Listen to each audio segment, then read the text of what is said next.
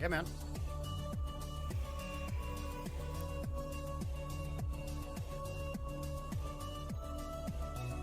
Oh yeah, it's just like oh, this is Americans engaging Russians in Syria. Yeah.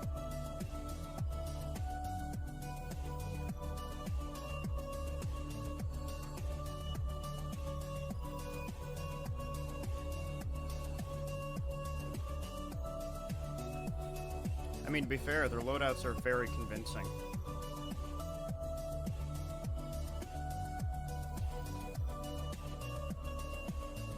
That's fair.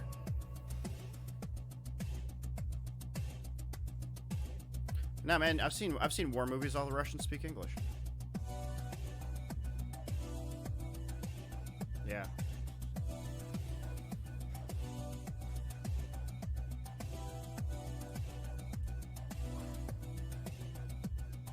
Yeah, man.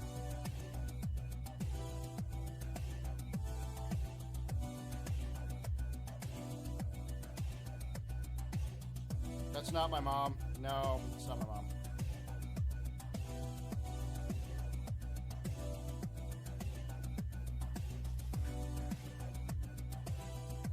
I don't know. I'll give it another 2 minutes and then we're good.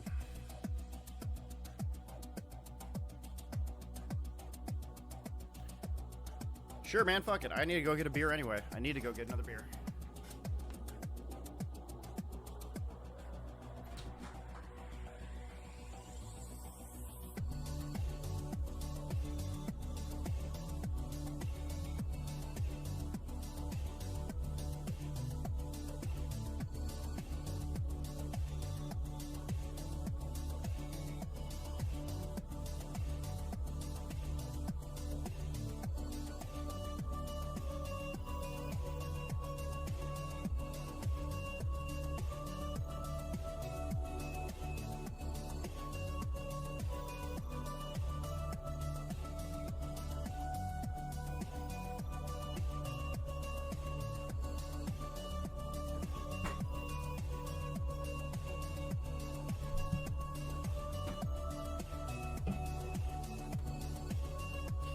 Oh, yeah.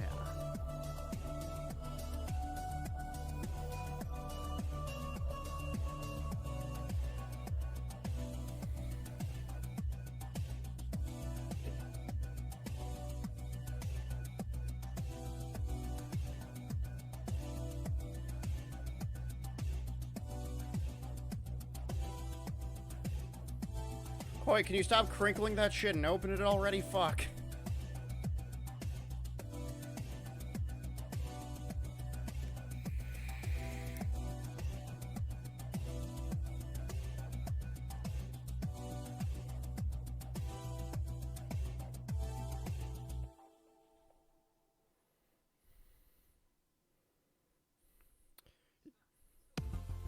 You guys done yet? Okay. Ew, those gross fucking seaweed shit. Ah, it's seaweed. It smells like shit. Okay.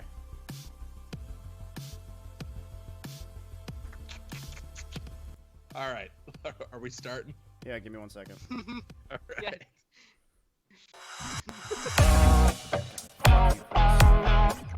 Wait. No. I'm not ready yet. I need to put one more shot to my freaking drink. We're live. Damn it. We're live, and you just have to leave and get one more shot. Damn it, Kaylee. All right. Well, I have a whole. I have all these packs of these. I have maybe like 16 of them. Yo, no gross. one cares. All right. Should we? Well, we're live, so hello, everybody. All right. Gun Gamers Podcast, episode 14. I'm here with Eric, and Eric, how's it going? Man, I'm halfway done with a margarita, and I'm having a good time. That's good. We're here with Kaylee as well, who's just getting back. God damn, Kaylee, fix your internet. Goodness gracious. She can't hear us yet. Okay, now we're ready. All right, we're here with Kaylee as well. Kaylee, how you doing? What's up? Good. Yeah. All right, we got two special podcast guests Enjoying the tonight. apocalypse. We've got one who's a hee-haw boy with a history of building guns, specifically designed to shit on pores. And the other is a YouTube content creator and published author. We got Chris Hoyt and RandomGuyKev. How are you guys doing? Hello. I'm doing good. I don't care about Chris, but I'm doing good. Yeah, fuck you, Chris. Hey, Kevin. Yeah, hey, cool. Whatever. Fuck me, right? Yeah. Yeah, pretty much. How are you doing, Chris? You know, gross seaweed snacks that make the entire room smell terrible aside. Well, I'm doing good. I'm over here at the beautiful Six Flags here in Boston. And seaweed snacks are great. There's definitely no ghosts. And I'm here with my favorite person, Cool Guy Kev. That looks like the fucking amusement park from Silent Hill 3. Yeah. That looks like Chernobyl. Looks like nerd shit, right? Yeah, I gotcha. Ooh. Anyway, so we actually have some topics lined up for this one rather than just like the normal verbal shit posting we do. But fear not, I'm sure it will degrade into the verbal shit posting we normally do regardless. Excellent. The first one is so these conversations are actually inspired by a conversation that Kev and Ian and I were having in Discord late one night, also inebriated that night too. And Kev was talking about that kit that he got from KWA for the... Chris, can you please not fucking crinkle? I will actually kick you. Put the chips down. This is a professional production, goddammit. You just knocked his webcam with that. Fuck. So, anyway,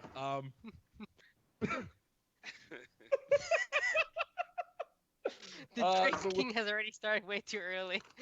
so we're gonna talk about so Kev got that kit from KWA with the at-home training setup, right? Yeah. And what were some of your thoughts on that, Kev, that led into one of the topics we talked about? Initially, just how people train outside in the suburbs or outside their home and with their gun, and they think it's okay. Like, it's not safe to just train outside with a training weapon because people assume that's a gun, and they could potentially just call the cops on you, just like the dude in Brooklyn on top of the roof. Yeah. It was in Brooklyn, I think. Yeah. So it's like one of those things. Like, my first video was based off of do it in a safe space, do it away from prying eyes, and don't be dumb about it. Because training it's cool and everything, but be safe about it. Don't be dumb. And I don't think everybody needs training. It's depending on what you're doing as far as like gun training. But like you said, some people could work out, increase their speed, do something with their weight so they can, turn around corners. And how the Speed QB guys are athletic. A lot of people want to get into that, but they're not athletic. So start working out, because the training at home doesn't just consist of gun training, but just physical training for yourself. Real question, Kevin. Do you train at home? I work out at home. I work out every day, unlike yourself, Porky. You're right. I don't. And, I got to tell you, it shows on the field. Because I get out there and I'm like already ready to go home. I agree with what Kevin says. I agree with what Kevin says, especially, I think a lot of people are like, Every single time. you sort of broke up there. What? Kaylee. Kaylee? What's happening? You broke up when you What said happened? something. Oh, I just said you don't like to run off the break every single time. Oh yeah, that's some good internet there, Kaylee. Sick, dog. Hell yeah, great podcast. I'll just go fuck off then. I'm gonna assume that she said something about me being super cool. It is one of the things that's like super hard living in a city, like Kevin said. I live in Massachusetts. I live in Newton, which is like a town, but like still, like I live in an apartment complex, so there's nowhere for me to like fucking train or do anything like that. And then, like, I'm also nervous because I live in Massachusetts and they're real finicky about guns. I'm nervous, like, being close to a window with a fucking gun in my hand. Because I'm always afraid that, like, I'm afraid, like, SWAT's gonna kick in my fucking door and be like, what are you doing over there? and I'm just like playing with my toys. Yeah, and not to mention that you're in Boston, which not that long ago had like a major fucking terrorist attack. So you know that's still fresh in people's minds when they see someone with a gun. Yeah. I always like, so there's a bar that I go to in Back Bay, and I always see like this giant anti-gun poster, and like it's like massive, and it's such like a big thing here. So it's like I'm real hesitant to talk to people about it because they're like, is he like a fucking gun nut? Like, is that his fucking vibe? Like, what is he? You know? And like you're right, yeah. Like the Boston bombings are still pretty fresh in people's mind. I mean, it was like the equivalent of like, it's like to Boston what 9/11 was to New York City. So yeah, like Heartbreak Hill has, you know, some stuff there, and you know, when the what's his name, the marathon comes up, I know that they have like a moment of silence for the past like I think 5 years or something like that. Like, yeah, like it's real weird, and that's not just quarantine. That's like all the time here. So it's hard to train. It's hard to train. You're right. It's like working out is one thing, you know, because I am fat, and you know, just my girlfriend was talking about getting a Peloton, but they say you have to wear like special shorts so you don't shred your nuts, and I'm like, can we say nuts? What is I've said it twice. Oh, you can. I feel like you there's can been say worse whatever said. you want in this podcast, short of like racial epithets that should never be said anywhere. I said it twice. So a Peloton's like it's like that bike that you buy for your wife, and she makes you a video of how much you suck a year later. Oh, for sure. Yeah, there was like that super shitty commercial where they were like, Riding a bike with music. yeah, she was like, I'm so glad my husband bought me this bike. So my next Christmas present to him next year is like me not being a fat piece of shit. And then everyone was like, what the fuck? Like, why is this, like, who passed this? But yeah, it's the fitness industry. The fitness industry is fucking terrible, but that's a whole other fucking can of worms. But I was gonna say, one of the things with at-home training too with me, like I look at the KWA kit, and I don't think the KWA kit is a bad idea.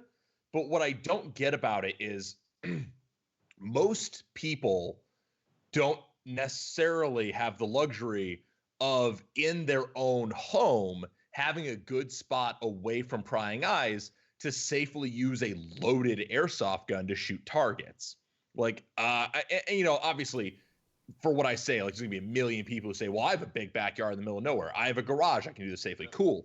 But like for everyone like that, there's people like me who have an apartment and I don't have any property on this apartment. Like, where am I going to shoot a target that I bought with a gas blowback and have BBs just fucking dinging all over my apartment, hitting my whiskey cabinet, which is my most prized collection? Like, fuck that. Yeah. So the other thing with that is I noticed that Tronic Sam, she does dry fire training. So dry fire training and reloading her weapon. So increasing her reaction time and peeking, you know, because she plays CBQV, so she does, you know, peeking and things of that nature. So you don't necessarily need to shoot your gun every time. You could just do other types of training like we talked about. So essentially, the whole KWA kit is cool for targeting, like the target stuff, and it's for new people that are either getting into airsoft and need something to play with real quick, or for people that are getting into that are thinking about getting into real steel and want a toy to play with and see how it feels and see how they could shoot and practice, because again, real ammo costs a lot more money than BBs do. Well, especially right now with all this coronavirus shit. Yeah. And the crazy thing is, there's a lot of new people trying to purchase guns, and they're on a waiting list. So they've been purchasing like those the Elite Force T4Es, and then like the other, you know, airsoft guns like that for home defense in a sense. Yes. And that's the thing is like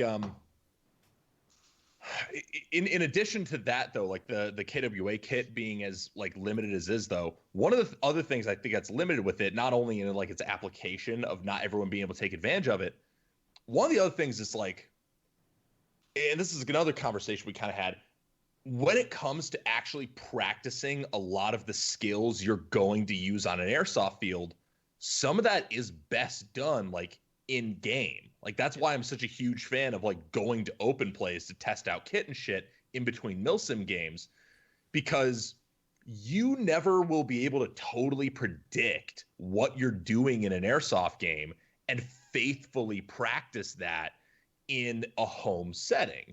Like for example, if I'm like in a weird fucking laying on my back, you know, rolling around a corner because I got fucking pinned down situation and I have to execute a reload, my reloads that I've executed like standing up in my living room from my belt aren't going to help me all that much when I'm trying to execute a reload laying on my back rolled around a corner from my plate carrier.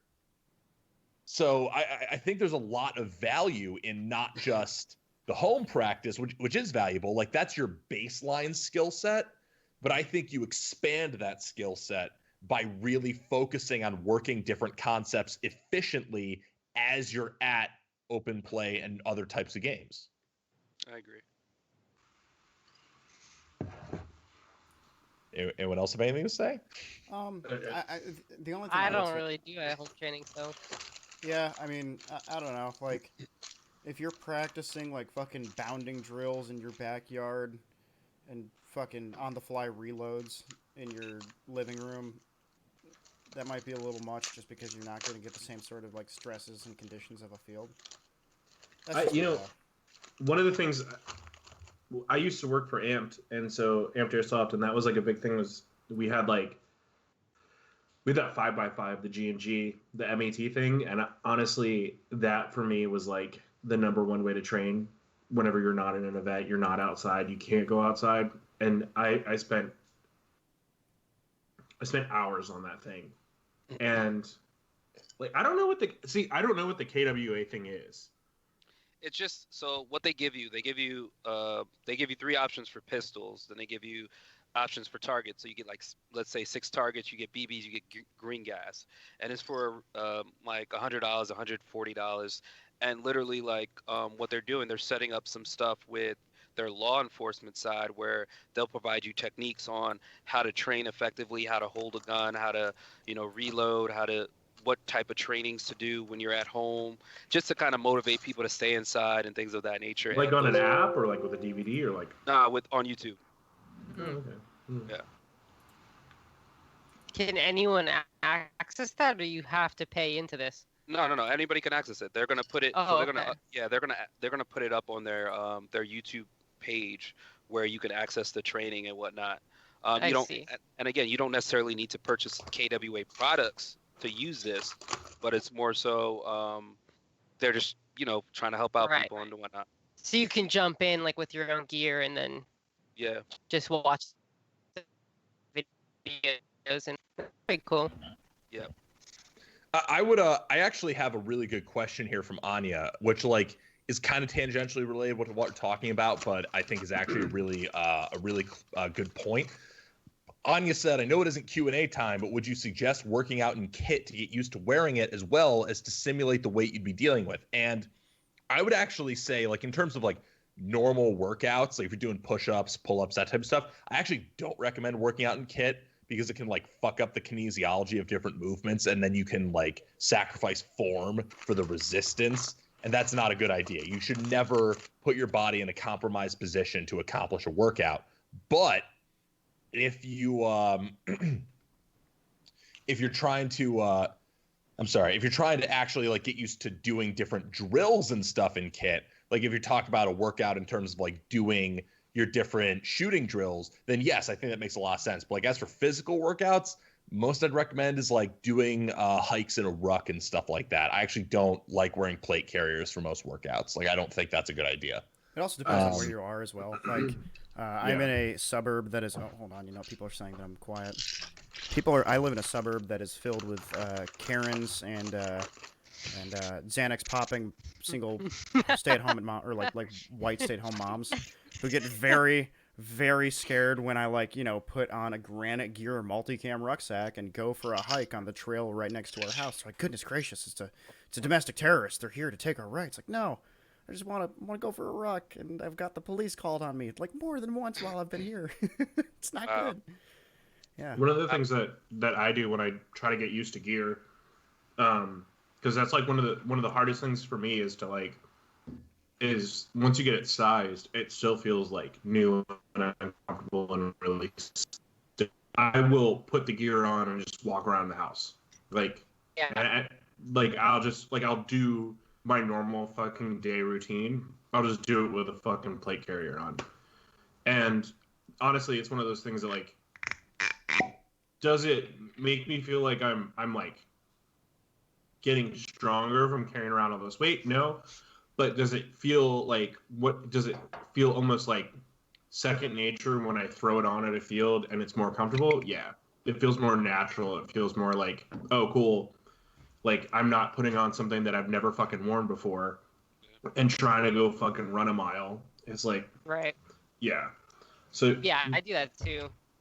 Yeah, I'm not doing that. I'm sorry. Like, I've changed loadouts enough to be like, a lot of times when I purchase something, I'll go to my local field, put it on, play like 1 or 2 games with it, and be like, okay, I don't even like this. This is not gonna fit my style. Because you could try it at home, walk around, and a lot of times you'd be like, okay, this might work out. But then you're going on the field with an M4 and you're trying to reload. You can't reload as fast as you think.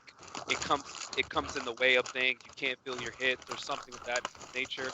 And he's be like, you know what? Chris, I don't Jesus, go pour him into a ball. Yeah, fat ass. Breaking all the podcast rules right now. all right. Eating, crinkling. Jesus Christ. Listen, I've had a rough day. I drank way too much last night. I needed a little something Who cares to get, about your sad story? get my salt up. But you know what, Kevin? This is why I wanted these two on a podcast together. Like, I just messaged Ian, and I'm like, hey, by the way, we're going to have Hoyt on this podcast, too, and it's going to be great. Trust me. Yeah, sure, man. Why not? Fuck it. Yeah, press the mute button when you're about to eat. What's your Fucking mute ass. button? Yeah, I don't have one. Exactly. Fucking bitch. I will Fuck cut you. you. Kevin, let me tell you guys a little story about Kevin. Don't tell him He's, no he's story. an asshole. Fuck Kevin. I'm a person. Kevin and I are from the same beautiful state of New Jersey. And New Jersey's a shithole. fuck you. You're a shithole. You can go That. fuck yourself, Ian. You could That's die. bullshit. Eat shit and die. North Jersey can go fucking, fall off the No. fucking map. No, but South Jersey can, you little bitch. you can literally suck my ass. All you because- light-skinned little bitches. Kevin. God. Kevin. Getting aggressive. I love Your fucking this. pizza sucks and you fucking suck, and all your fucking people that like come down from New York getting you sick right now. You people now? Damn. Oh my now? god. Oh, You're wow. We're gonna do this? Oh my god. You people. Wow. That's crazy. You're Thank you. trying to avoid rage. Wow. Thank you. Thank you. You people. He said you people. And it's recorded on the He always podcast. fucking takes it there. He always-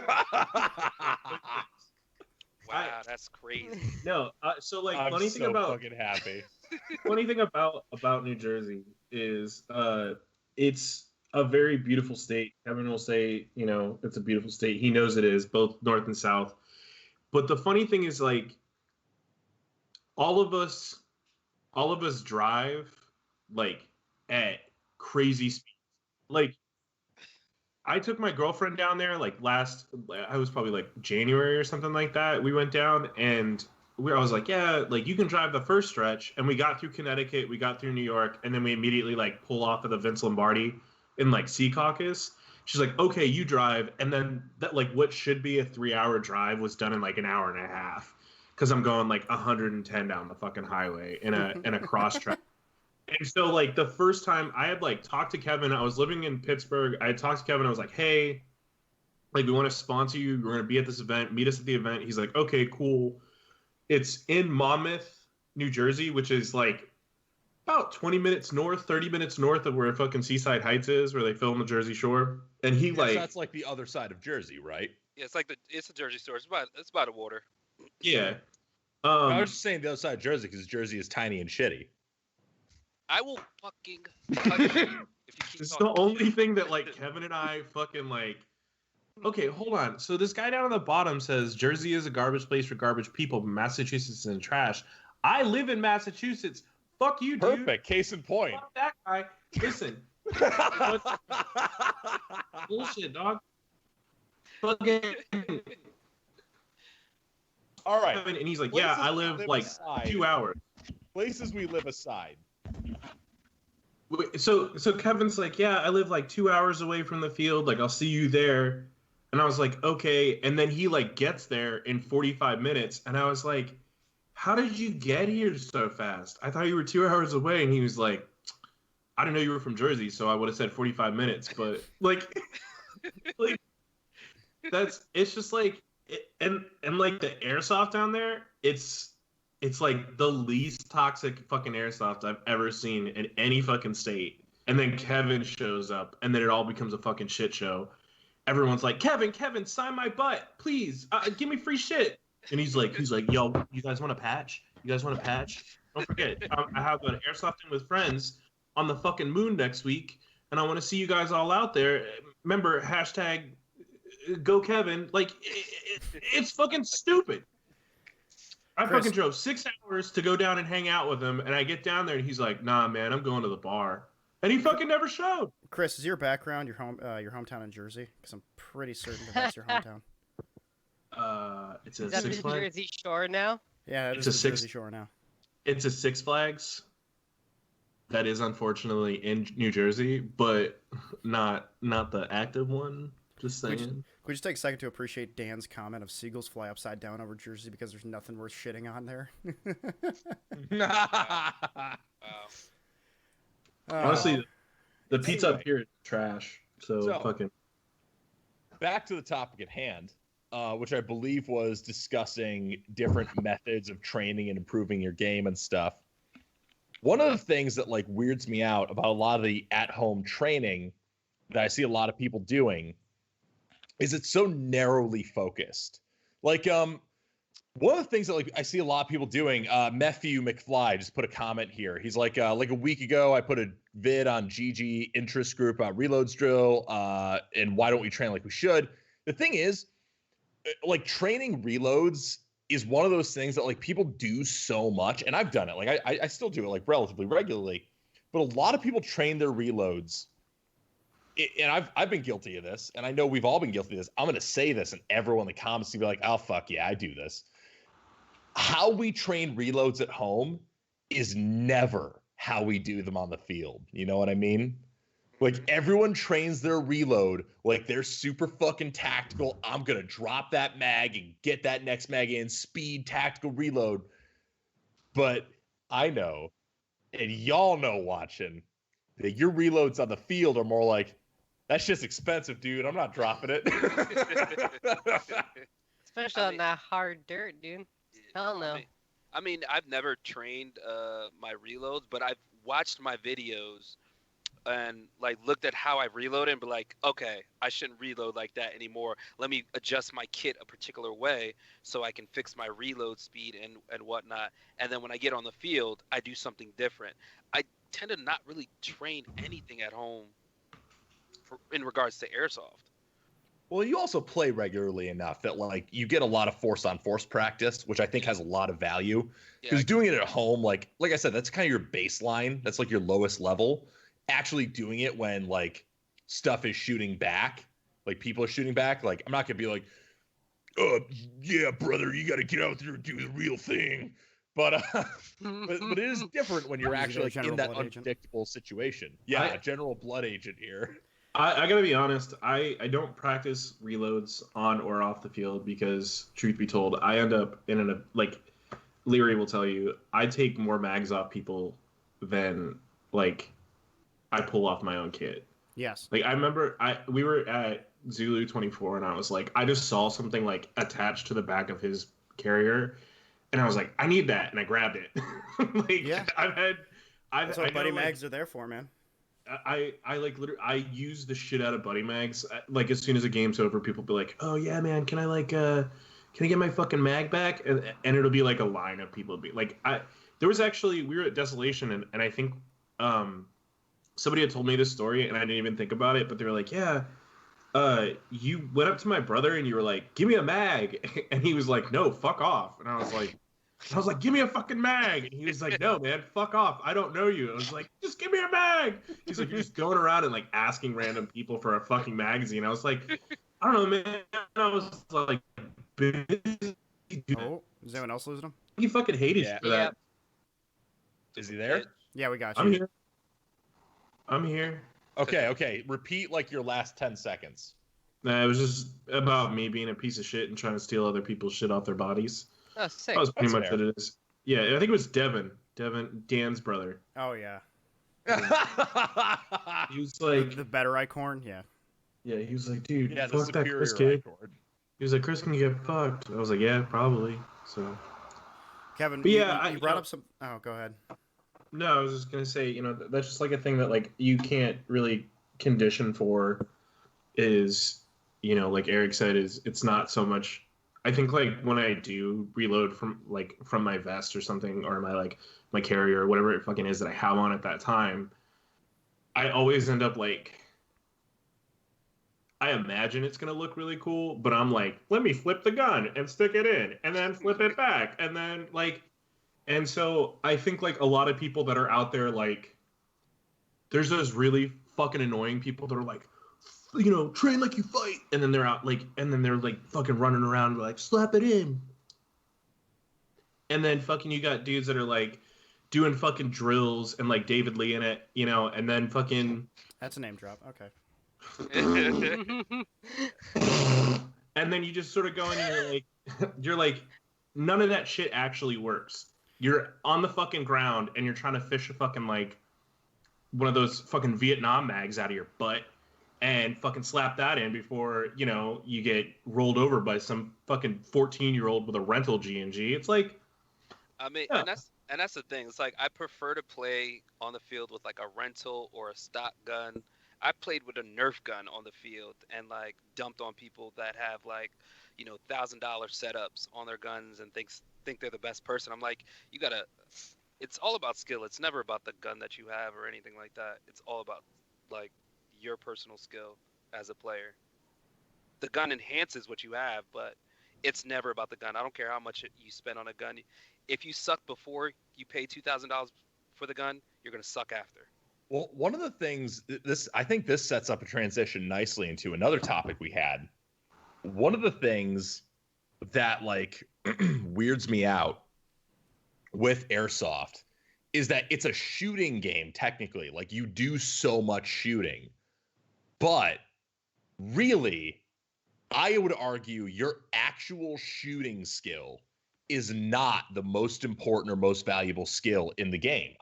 There's so many other skills that come into play when you're actually playing Airsoft that your actual ability to shoot, like, as long as you have a basic level of competence, you can overcome the vast majority of situations by leaning on other skills than you're shooting.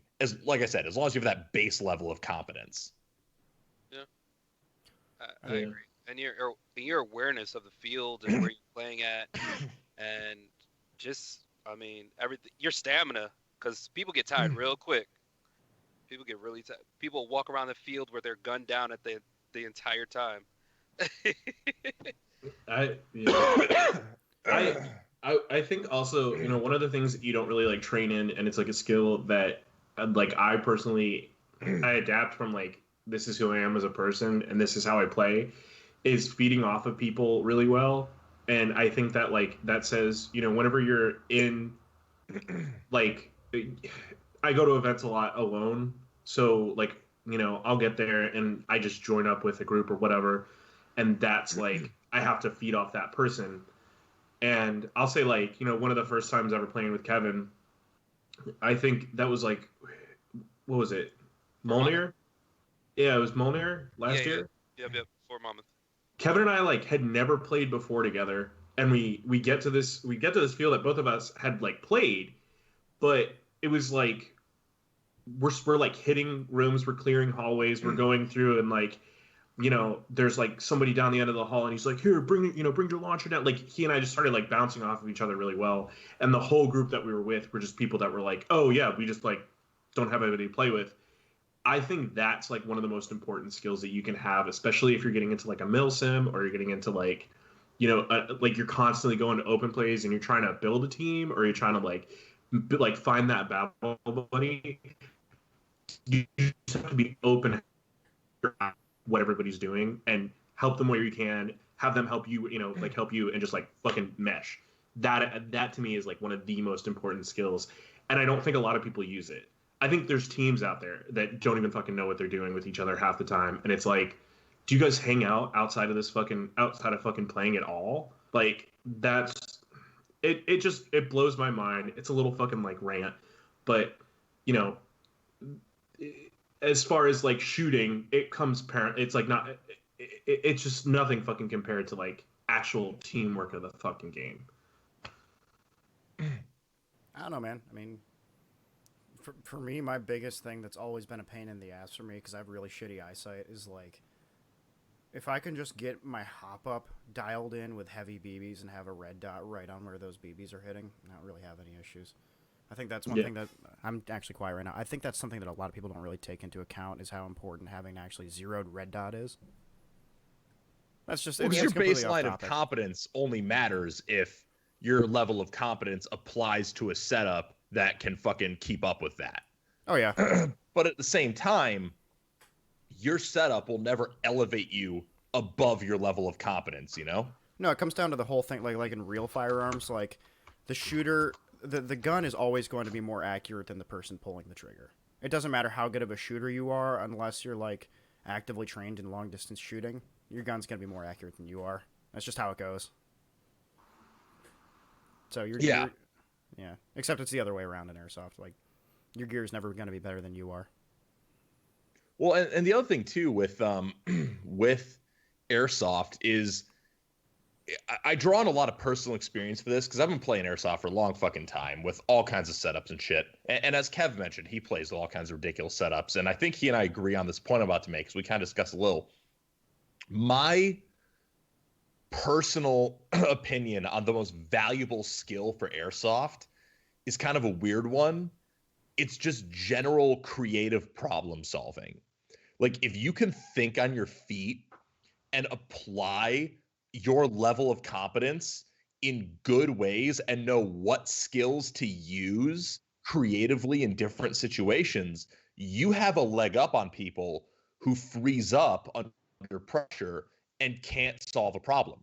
Like, if you, it's not even like I said, it's not even like a gunfighting skill thing, like your ability to transition targets and shit. Like, let's say that you have a fucking problem with your AEG and you're able to diagnose what that problem is and figure out how to solve it. You're at an advantage compared to somebody else who is just like, what the fuck, my gun is broken, and freezes up for 30 seconds not knowing what to do with it.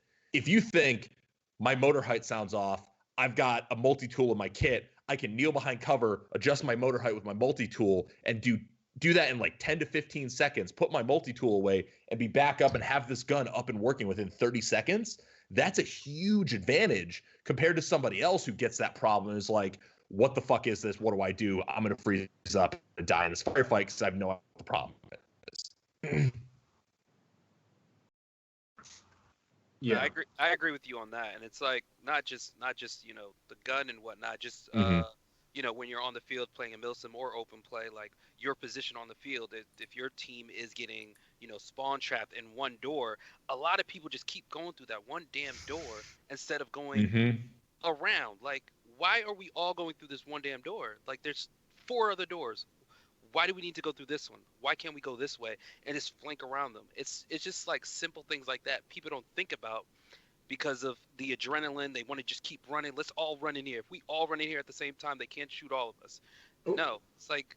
Well, and they get stuck on the simplest solution rather than taking that step back and thinking of a different solution. Like, they just want to keep doing the same thing, I love the fact that I like what you said, Kevin, because there's also like another side to that, like that sucks, is that like you see like people trying to cram through that one door, or like you have like 30 people sitting on one fucking objective and there's like 9 other things that need to be done. And it's totally because there's also this like other half of it, like, yeah, you don't know what the fuck you're doing, but the other half of it is like, if there's a fucking like influencer, like YouTuber, whatever, celebrity at the fucking event, everybody is on that fucking person. Oh my god, is that Eric from Gun Gamers? I have a worse story than any story you guys think you have about me. But can finish your statement, and I will tell my story. I agree with you on that. Had a really good time. Yeah, because that was the other thing about about Monier is that Kevin and I were like by ourselves, and as we were walking away, they were like, "Oh fuck, is that random guy Kevin, some guy from Amped? Let's go with that guy." And it was like, what the fuck do we know? Like, and so we ended up like. But like, you know, you go to like DFE, and this is where it really showed, and like it affected the team negatively. Everybody wanted to follow Jet. Everybody wanted to follow Alphonse. Everybody wanted to follow Eric. And then Eric's like, everybody go here. And then you would see people like, I remember I was sitting there with like a couple people. Sorry, my voice cracked. I was sitting there with a couple people, and I watched them walk around a bush and then walk right back and be like, Jet, what do you want me to do? And then Jet like looked at him, and he was like, oh yeah, go that way. And then they were like, okay. And I was like, wait, what the fuck? Like he was like, well, we've already got people over here on objective 1. I just sent 3 guys that look just like you that way. And it was like, you know, that like is common sense, and is like, come the fuck on, you know? Like, don't go for that fucking sweet YouTube moment. Just fucking like go fucking play. And that was the thing about DFE when it was over here. It was like, Eric is leading the charge, and it's like, and me mentally, I already know. Okay, I'm not going with Eric. I'm not being around Jet. I'm not being around Greg, because everybody's gonna want to be around them at all times. And it's like nobody's really gonna go for the objectives unless they're around these guys. Let me go this way. Let me go a different direction where nobody else on our team is going. And it's like, I mean, a couple people was like, "Oh, Kev, you going this way?" I'm like, "Yeah, I'm going this way. I'm not going that way." Because everyone go the opposite direction. It's like, nah, I'm okay. I'm not. Because the thing is, if people just cluster around a select few players, that limits your maneuverability. It makes it so that you don't have the spread that you need. Like, there would be people who would, you know, cluster around like me or Jet or Alphonse, like especially, you know, Jet, Alphonse, and Greg, because they did a lot of fighting over the castle. But like my mentality at that game was like, fuck the castle. That's one of 5 points on the map. If we give up the castle, we can trap them in there and own everything else. And we did that at the night game, and it worked, and we won. But that was my thing is like I'm gonna like go lead the charge and play the objective, because like that's the type of player I am. Like I'm not gonna sit like your video, Kev, has that moment where you tell me, oh, we're losing this point, and I literally just go, let's go fucking get it. I just run off and go get it. Like that's the type of player I am. Well, if you take a quick second, just talk about like what happens when people cluster up as a whole. We've got Alphonse in the chat, by the way. Hi, dude. But if you watch any of his videos where he's just shitting on fucking boomers with an HP8 LMG, it turns out people clustered up. 95% of them is just like, all right, well, you got 15 dudes who are 350 pounds and dressed in multicam black over there. I'm just gonna take this LMG and shoot all of them. And that's my. I mean, it's like. Go ahead. I was gonna say, it's not even like. I mean, like we were saying before, they're not only just like clustered up, then they just like continue to do the same thing, like we said before. Like they're all just continue to push the same direction, or they continue to try to revive like the same group of guys. Like in Alphonse's video, you can see, I forget one of his recent ones, they're all trying to like save the same guys or push across the same street, and they just continue to get like freaking lit up so hard. And it's like, hello, like why don't you guys just back up and go somewhere else, or try to flank around and take the building? But I guess people want to die, so I don't know. That's the thing about Desert Fox events. When you open up the app, you could see where your entire team is, and like, okay, I'm gonna go in a different direction because everyone is over here, instead of like, you know, spreading out and dispersing and going to the different directions. I'm like, no, I'm not hanging out with these guys. I know Alphonse and Eric, they can take those points, but let me see if I can sneak over here with some other guys and take this other point instead. Well, and that's a brilliant strategy too, because like those other guys, like especially if it's like me or Alphonse, like we're both loud motherfuckers that people are gonna notice. Like Alphonse with his machine gun and me with my voice. Like Like, let us be the fucking distraction, and you go behind and do the fucking work. And that was like a thing. exactly. That was a thing that like actually ended up working in our advantage because I was on the left side. We're standing there, and it was really hot. I want to say that like it was really hot, and it was so fucking hot. And fucking Eric was like, I've never seen a human being sweat through jeans, and Eric had like completely sweat through his fucking stressed out because he's telling everybody to go these like one fucking direction, they're going another, and he's just trying to be like a good fucking leader for everybody. And I was standing there, and it's like me, fucking Josh Warren, Anthony Periano, and McMillan, and we're all just sort of like talking, and Eric's like, we think a whole bunch of them are coming around the fucking corner, like they're gonna come wrap around, and they were totally trying to take advantage of the fact that like everybody was on jet and Alphonse like way down the fucking line. And so with just like 3 dudes, Warren's just like, go. And we just like went into this fucking like little hillside. And there had to have been like maybe 20 of them just like walking in a fucking line. And like the 3 of us just set up and just we were talking about like random bullshit while we're shooting people. And then like I was like, this is so fucking easy because they were totally expecting, this like fucking like everybody to be fucking up, fucking Spartan's butt or like hanging out with cool guy Kev. Like, so fucking no one notices me when everybody else is around. I'm not that relevant. I loved at that event. I was supposed to take pictures for Elite Force of people using guns, and I couldn't tell like whose gun was what. So I ended up just taking a bunch of pictures of Kevin. And it wasn't even like actually him doing anything. It was just him like, here's Kevin standing. Here's Kevin eating a popsicle. Here's Kevin like, drinking a bottle of water. And I sent them all to like Nigel, and I was like, is this good? He was like, I literally can use none of this. I was like, all of this is shit, man. terrible. Thanks for the ticket. Like, well, yeah. Anyway, I'm going to circle back to the story I wanted to tell because someone else in the comments, I want to say their name was, I'm sorry, I think it was, I'm trying to remember whose name it was. I think it was like Chaos Warner maybe.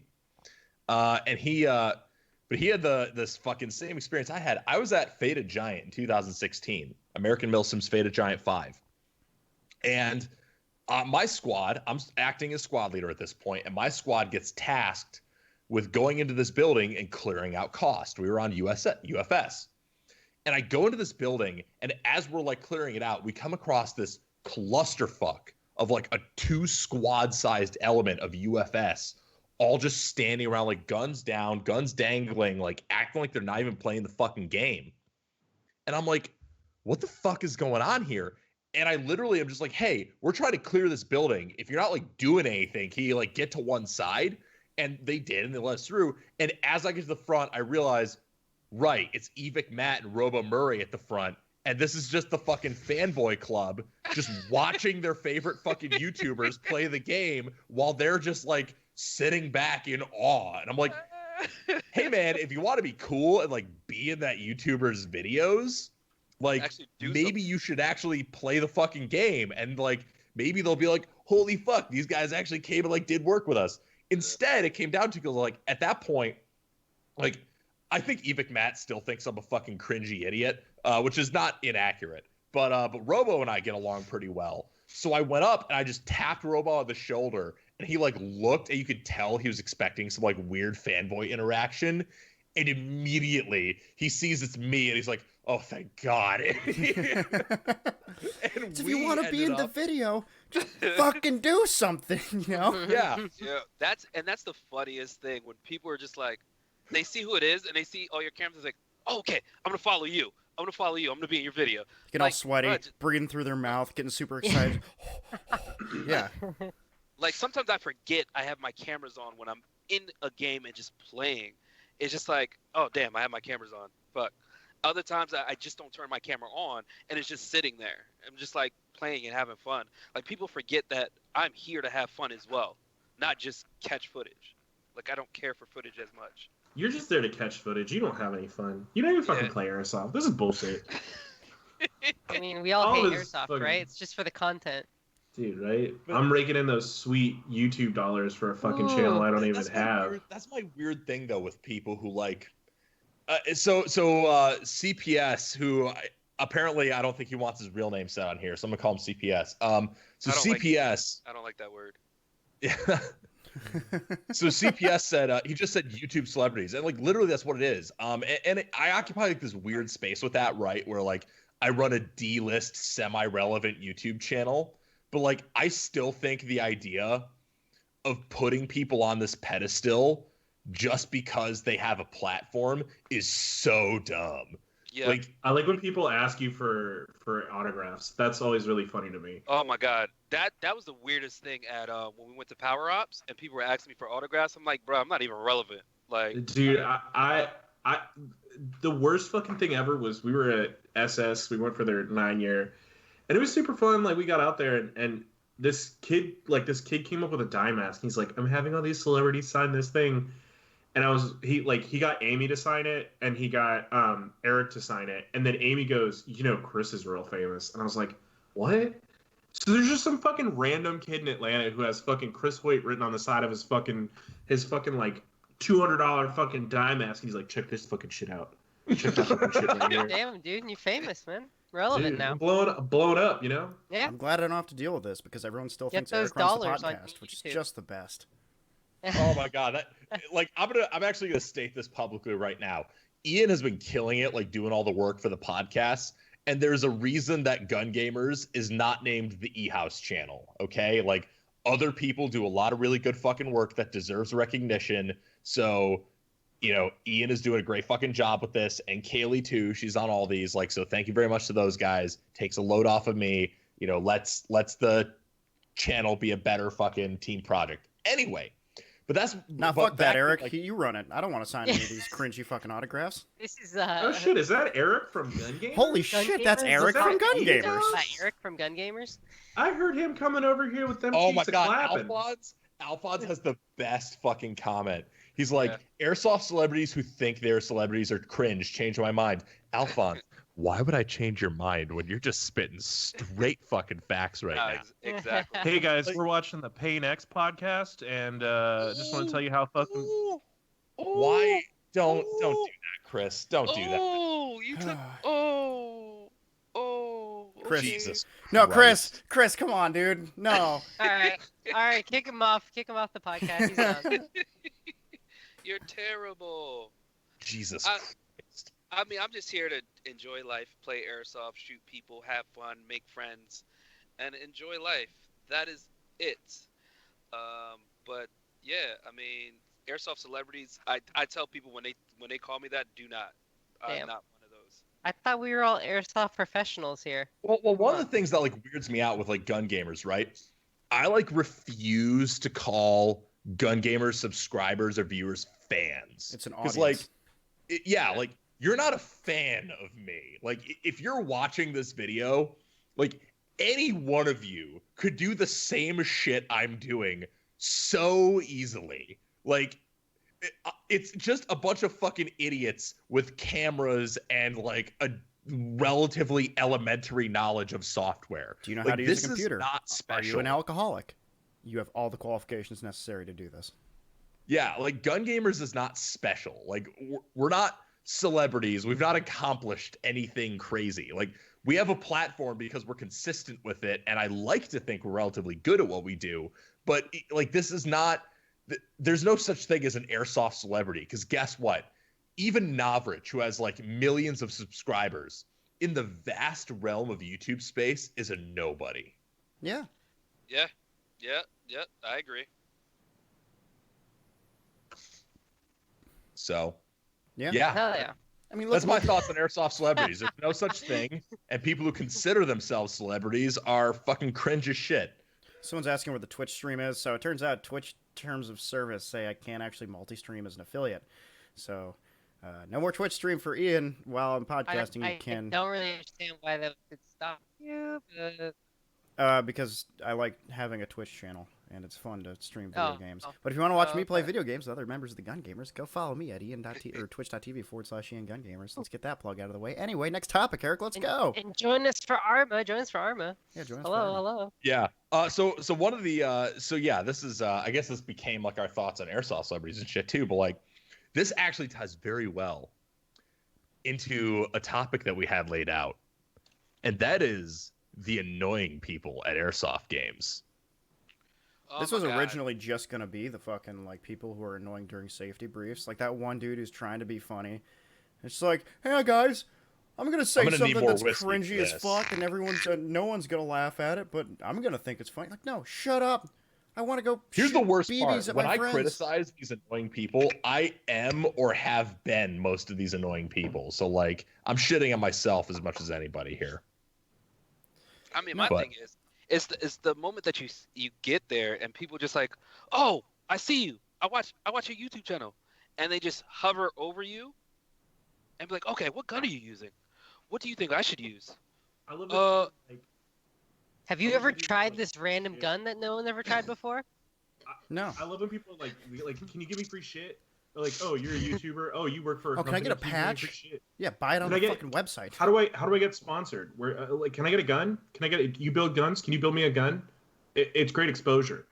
Like, that's the fucking most annoying thing ever. Like I remember, like, so I was talking to Lane, and he was telling me, he was like, yeah, I get like at least like once a week somebody emailing me and be like, oh yeah, you got a whole bunch of guns. Can you send me one? Imagine like fucking 30 of those people at an event. You're like, dude, I don't have pants on right now. Can you fuck off? Like, Oh yeah, I mean, I got a couple of those where it's like, hey, do you mind sponsoring my team? Like, for what? Who do you think I am? Like, I'll give you a hug. That's all you getting. That's it. But I I mean, think my best experience with an annoying airsoft player, and I don't know if I've told this story on podcast before, but I'm going to. Is it the one from the event where you blew your goddamn knee out? Yes, it is. Oh yeah. So I was at an event at a local indoor field in January, and as I was there, some kid like recognized me. Initially, like thought I was someone else, but Fat then airsofter. like, yeah, thought I was like fat operator or something, and then like as soon as I was like, no, I'm not fat operator, he's like, oh, you're that guy from Gun Gamers. I'm like, yeah, that's my thing. I hope I'm not fat enough to be fat operator or whatever. Like, I actually don't know who fat operator is. Like, I'm sure he's a lovely person. I've just never seen his content to compare. Is this post Fat Eric? Yeah, this is like This was January. like 3 dude. months ago. I was there. That's so fucked up. Yeah. So, but then like this kid is like hovering over me like during every fucking intermission, Oh, and yeah. I'm just like, this is fucking awkward, man. And Breathing he just out of his keeps mouth, smells bugging. bad. He keeps bugging me for a Judy patch. And I'm like, all right, I'll get you a Judy patch like after the games are over. Like I'm trying to get ready to go play, Yeah. and doesn't it figure that during one of the games, I blow my knee out and I tear my meniscus, and like I immediately know because I've torn my meniscus. This will be the third time I tore my meniscus. I've torn my meniscus before. I know I tore my meniscus. I know I'm gonna need surgery. I know that I'm like grievously injured, and He's I'm gonna. very upset at this point. Oh, I don't react like I don't get sad or like I don't cry when I get hurt. I get angry. He's like very angry. unreasonably angry when I get hurt because like I know in my head that fucks up the next 3 months of my life. So this kid comes up to me as I'm very visibly hobbling off the fucking field, steaming angry that I've just injured myself in a manner that will require surgical correction. It is like, hey, bro, can I get that patch? And I just rip it off Ian's gear. I still haven't gotten you a replacement, Ian. I'll fucking work on it. I rip it off Ian's gear, like throw it at this kid. I'm like, here's your patch. I need to hobble my way to my car and go home and figure out how I'm going to get my fucking knee fixed. Like, and I'm trying not to be a dick to this kid who like obviously like respects me and likes what I do, but he just doesn't have the social wherewithal to realize that I am fucking injured, and the last thing I want to deal with is someone fawning over me demanding a patch. I'm just like, get the fuck away from me. I want to kill you. The biggest problem is this was part of the day that was leading up to us going to a whiskey bar in Buffalo. And it's a great whiskey bar too. It's got a great selection of shit. And then Eric's like, well, Yep. I guess I'm still going to try and go to this whiskey bar with a clearly torn meniscus. And we eventually convinced him not to because he it's probably not a good idea, and we all got hammered, and it was a good time. But I have a specific insight on that event because this wasn't the first time that this kid had like seen Eric before, and like I was standing a couple places in line behind Eric. I had like taken the thing you're thinking of is later, like after I had my knee fixed. It was the first time I played Airsoft since getting my knee fixed. Oh yeah. So this was at an event afterwards, and we were just getting in line, ready to go out and play, and we were with a whole bunch of the Gun Gamers crew, and I'm sitting in line. And there's this kid who's right behind me. It's clearly the same kid, and he's just whispering to his friend. He's like, "Hey, see that guy up there, the big dude? I know that guy. He's a YouTuber. He's my friend." I'm like thinking to myself, like, "No, he fucking hates you." And that's and the thing. like When you start a conversation with somebody like that, they immediately think you're their best friend ever in life, and it's like, fuck. I don't know who you are. Like, yeah, I don't know, man. But I keep it cordial. I keep it cordial with everybody.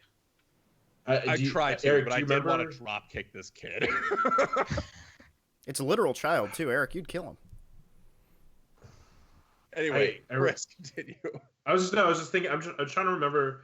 Did you remember when we went to SS and somebody was like hitting on Amy, and then when they like went out to play, they were like following her the entire way through the field, and eventually at some point she was like, "Hey, you're really cool, but like, what are you doing?"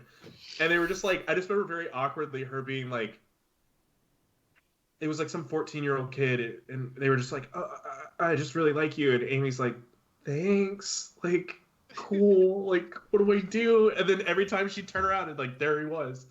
This fucking, it's one of those things that like, I think when you see like a lot of, I think like a lot of the Airsoft celebrities are really approachable in like a sense. I mean, obviously, like Jet has 1 million followers, and like there's like these super high view counts and like for celebrities across the board. But it's one of those things that like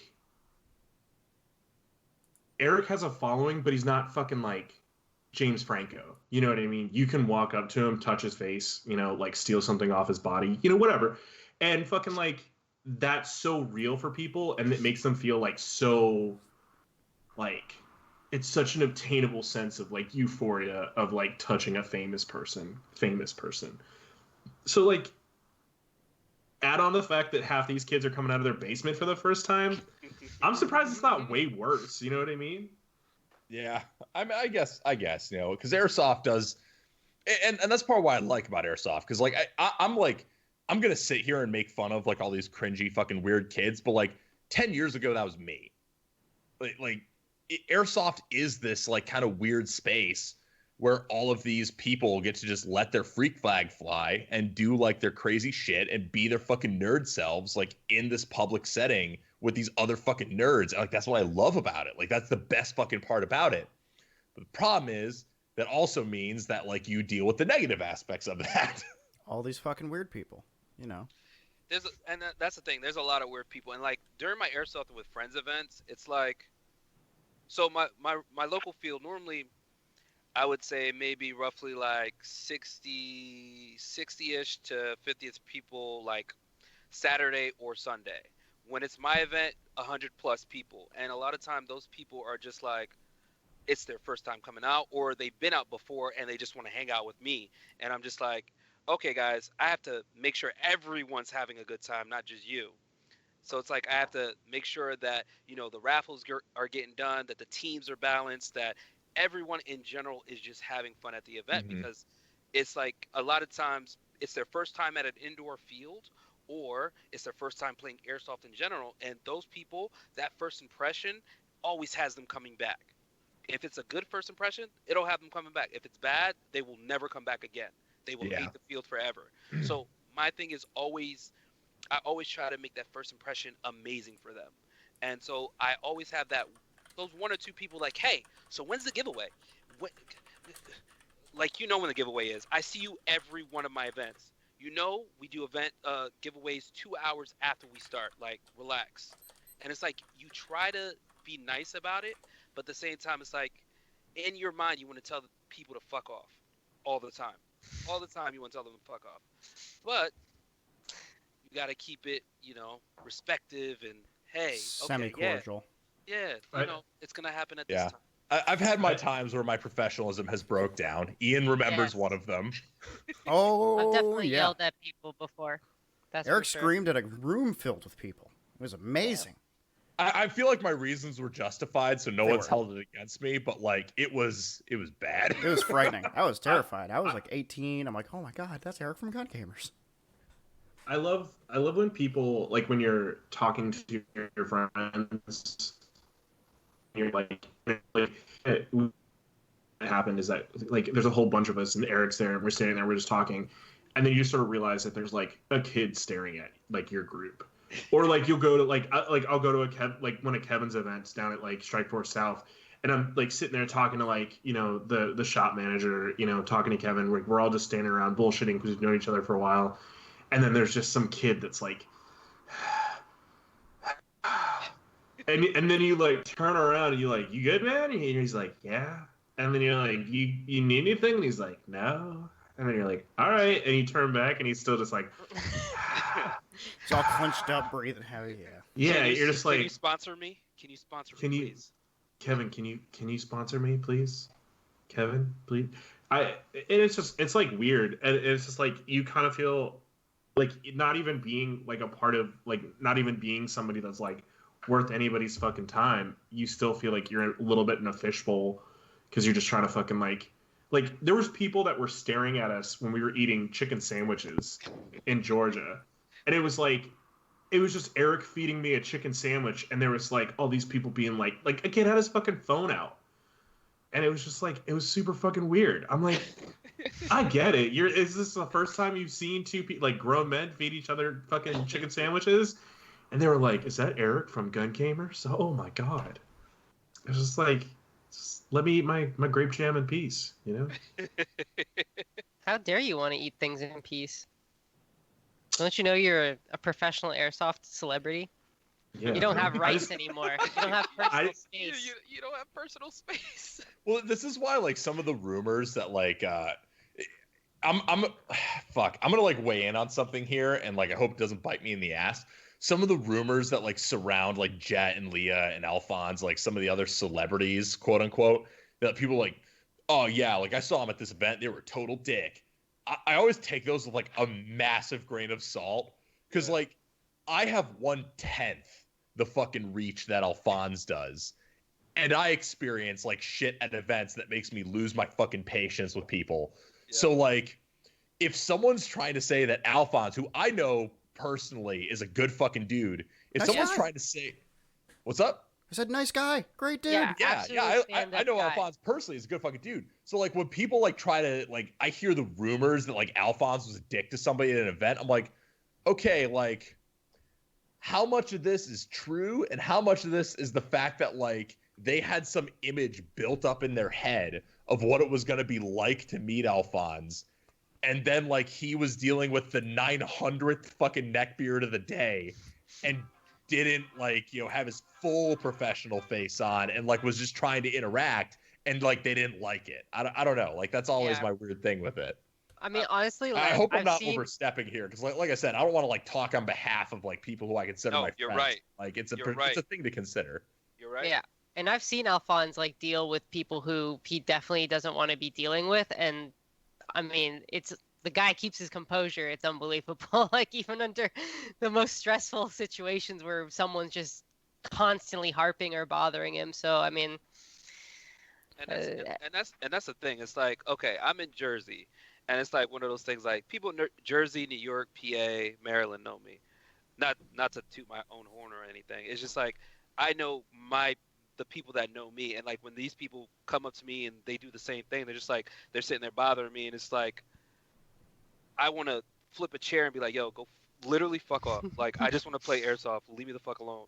But then like I'll go to like Cali or I go somewhere else where not too many people know me. And it's like, okay, this is great. I can just sit here and play, and nobody really knows me, and it's.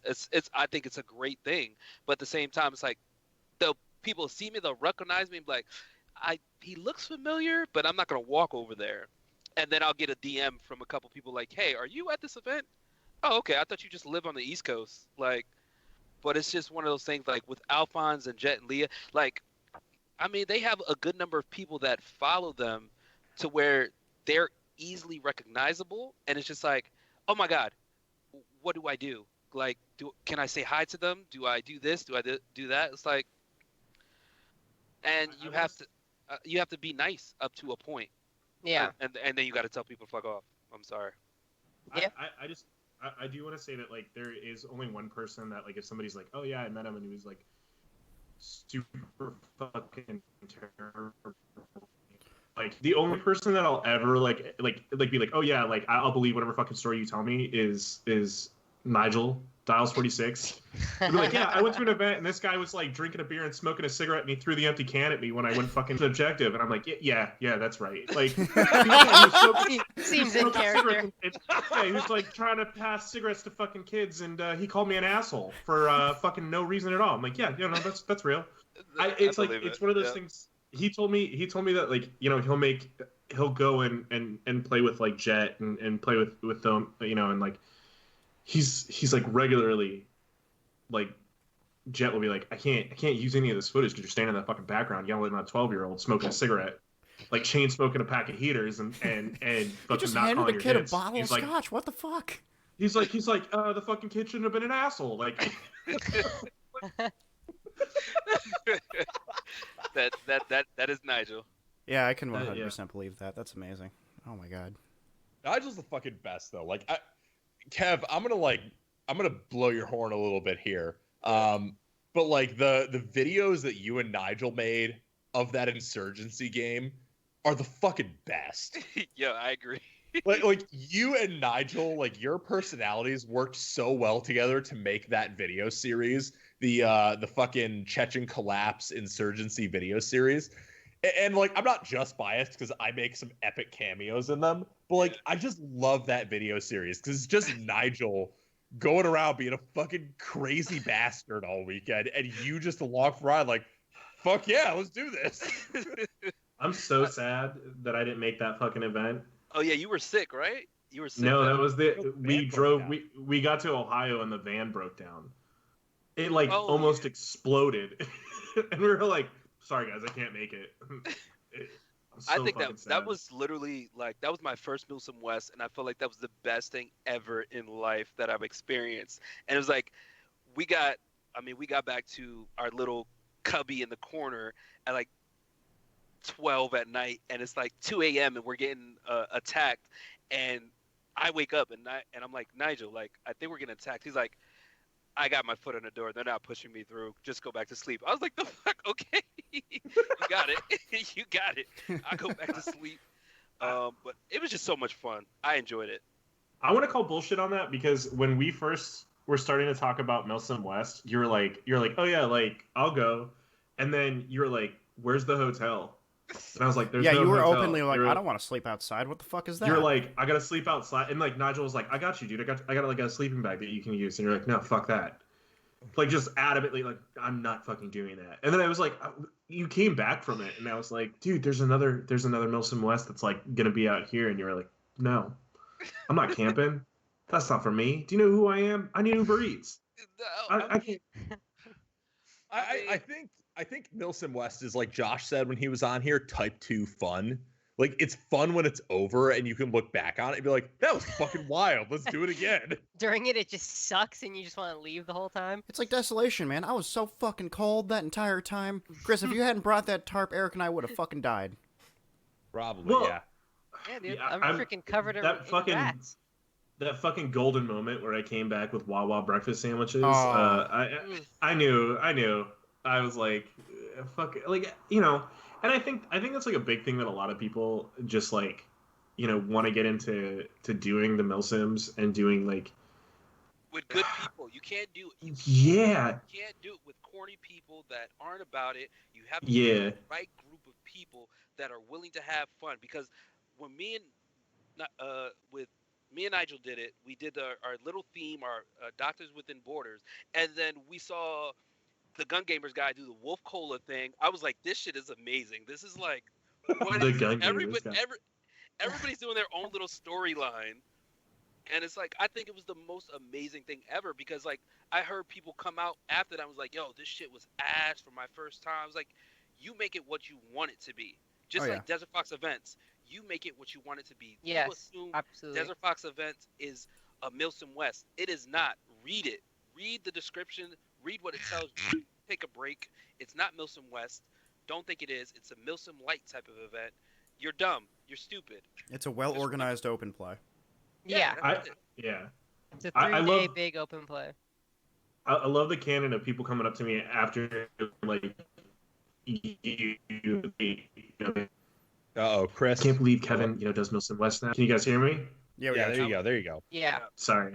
I got that Comcast internet, and for anybody who doesn't know, it's been going in and out for everybody all over the East Coast So people lately. coming up to you after something.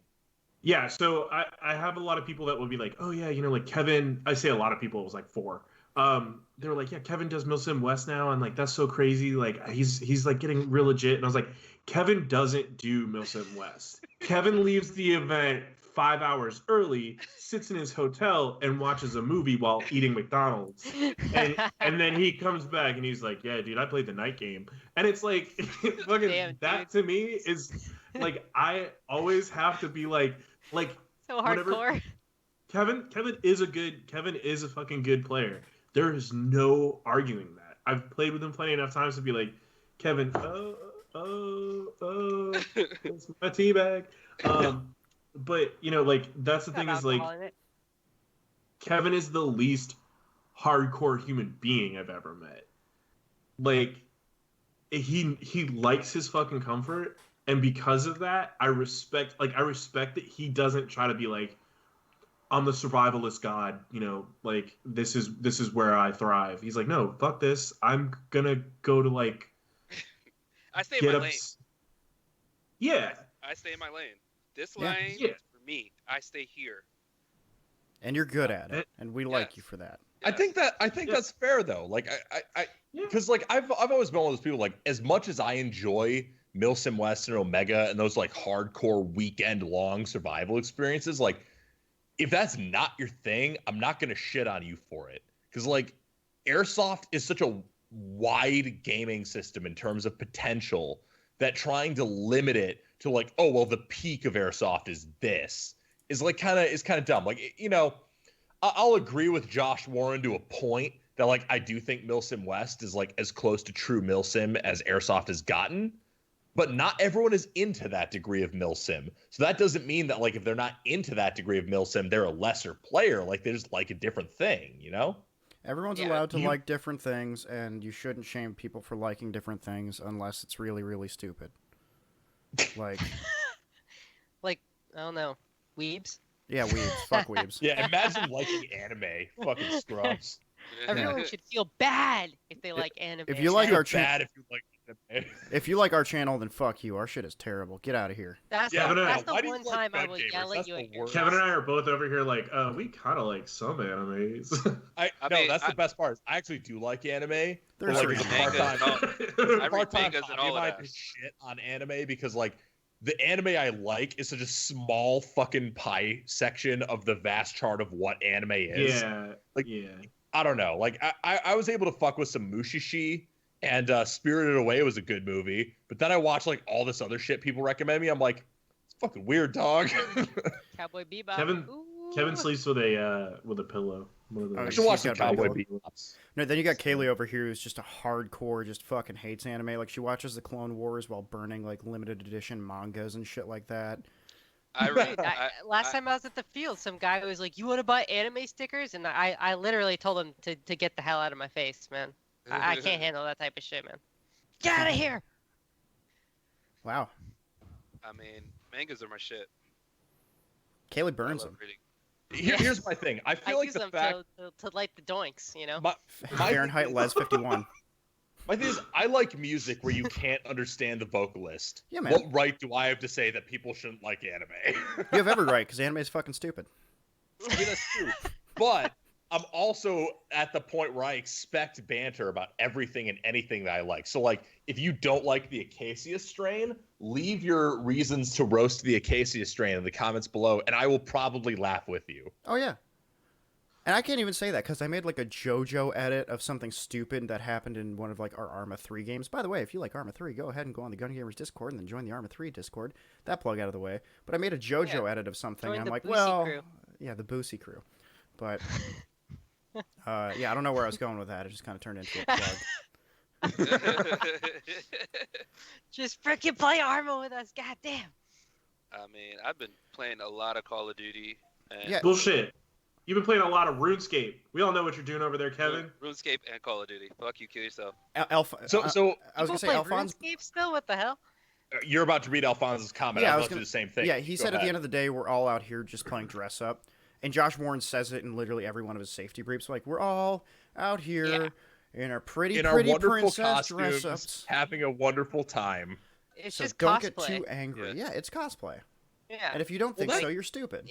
If you, You know think what? you're above And- cosplay or Comic-Con, you're wrong, because that's And what it is. circling back to like our annoying people topic that we abandoned like 30 minutes ago, but bringing it back, the annoying people to me are the people who lose that perspective of, hey, dumbass, we're out here wearing fucking stupid ass gear that we will never need in real life to play this fucking dumbass game, shooting our hot white plastic loads all over each other.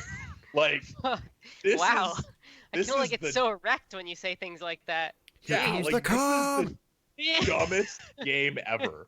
It's the most stupid concept when you actually elaborate on it. But we're all out here enjoying it. And that's why I kind of find it funny when people get like elitist or fucking or like segregationist. Like, well, you know, Milsim is the only way to play Airsoft. Speedsoft is fucking stupid. I'm like, And, yo, yeah, that's the dumbest Airsoft is thing. fucking stupid. Fix that for you.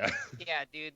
And I try to tell people that all the time, like Milsim, SpeedQB, like who the fuck cares? All of it's airsoft. If it's growing the sport, if it's growing airsoft as a hobby, like who cares? Let's get more people into it. That's my initial goal. Let's get more people into it so we can grow it, because once we grow it, then these companies will make and produce other guns and gear and equipment and things of that nature. Then we'll have more fields that are willing to open up, like paintball fields converting to airsoft fields. We have more places to play at, and people don't think that way because a lot of airsofters are dumbasses. Like, let's be honest, a lot of them are dumb. There's a Well, lot they of really don't stupid think- airsofters. They don't think broadly and they don't think long term.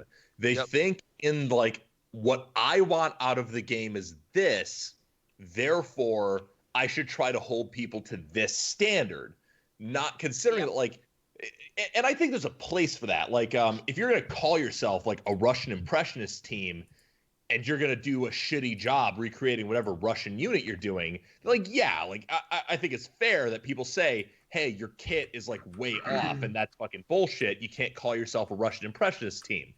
But like outside of that like specificity, if someone's just going to like your normal fucking Milsim game, like TCA, AMS, Line Claws, or whatever, and they're just like wearing whatever gear works for them that's within the rule set, like, fine, man. Like, you know, if I see a setup that's like really bad, maybe I'll be like, hey man, if you change like these parts of your setup, even with like what you have, this will work better for you. Like weave your molly properly or something.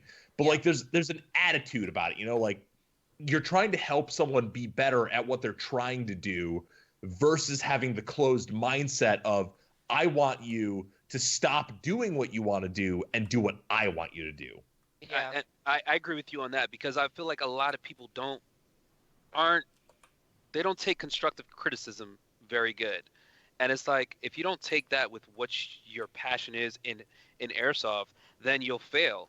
And like I like a lot of times when I was creating videos in the beginning, people would give me feedback and I'm like, yo, thank you. Like they'd be like, oh, don't take offense to this. I'm like, no. Just give me the feedback. Thank you. I appreciate it. I'll edit. And every video from there, that point, anytime somebody gave me feedback, has improved. The quality, I went out, bought better cameras, got better editing software, got a better computer to edit videos on, got better kit, did things better in a better way. And it only improves you when you get that constructive criticism back and you apply it to what you're doing. Yeah. Yeah, man. But Yeah. people take offense to it sometimes when you try to give them feedback. And don't ask me for feedback because I'll keep it I honest. feel like Milsim, like, Oh. Kaylee? Kelly? I don't know. I'm losing people. There you go. You feel like Milsim, and then you cut out. What's up? Oh, I was just I'm like losing people a little bit, but I was just saying like I feel like this kind of goes to sort of what we were saying like before, but I feel like there's a lot of gatekeeping in Milsim, like other than maybe people offering like constructive criticism and stuff like that. But I feel like when it comes to like the separate communities, I feel like there's a Milsim community that definitely doesn't want certain people to be in Milsim. Like even if you're like trying to attempt to get into Milsim, they're just like, I don't even want to like deal with this like community. Like we just want you guys not to be there. And I've like had this when I first started to get into Milsim, like I had a very specific experience with a certain airsoft celebrity that will not be named, but Name 'em. specifically told me that she Name did 'em. not coming into Milsim. Name them. Name them. Name them. What you scared about? She's a specific airsofter that only uses one type of AEG, and I think everyone can figure that out. P90 girl? Oh, yes. Jesus. Covered. Okay. So when I wanted to get when I wanted to get into Milsim, and I didn't really have that much kit, and I was really focused more on the kind of like speed soft, I don't know what to call it, like mil speed, where you sort of have like a Milsim type kit, but you know, I was wearing a lot of purple and nonsense and stuff like that, so I was seen more of a speed softer. Plus, I had the dye mask, and if you wear a dye mask, you're automatically automatically a speed softer, labeled regardless softer. if you just like wearing a dye mask. Dye masks are fantastic. I don't know why people yeah, don't like it's them. so frustrating. Yeah, dye masks are fucking great, and it's- anyone who it's argues one otherwise thing. is You don't just have to worry arguing for a about- position of inferiority. Yeah.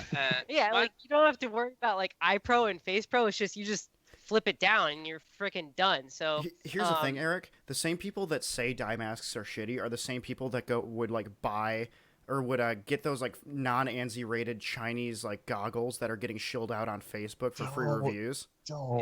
Don't remind me those yes. exist. I think somebody hit me up about that. He's like, "Hey, I'm willing to send you some stuff." I had it for- happen to me for last review." year. I'm like, "Yeah, no thanks." No, I had it happen to me last year. Same dude, literally same dude, same company, and he's like, "Hey, do you want to review these goggles or whatever?" I'm like, "Okay, cool. Are they ANSI rated?" And he's like, "Well, they'll take a hit." I'm like, "Do they have ANSI stamping on the lens?" And he's like, "Well, no, because that's expensive." I'm like, "I can't recommend this to fucking anybody if it doesn't have ANSI rating, and I'm pretty sure you don't want me to make an inherently negative review because honestly, they're huge pieces of shit." I asked that guy about if his goggles were ANSI rated, and he like didn't even seem to understand what I was asking.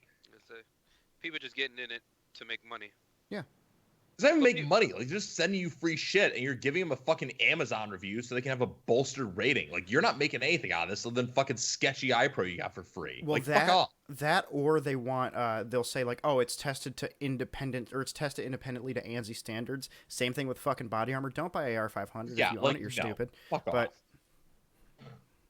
mean, and I don't know.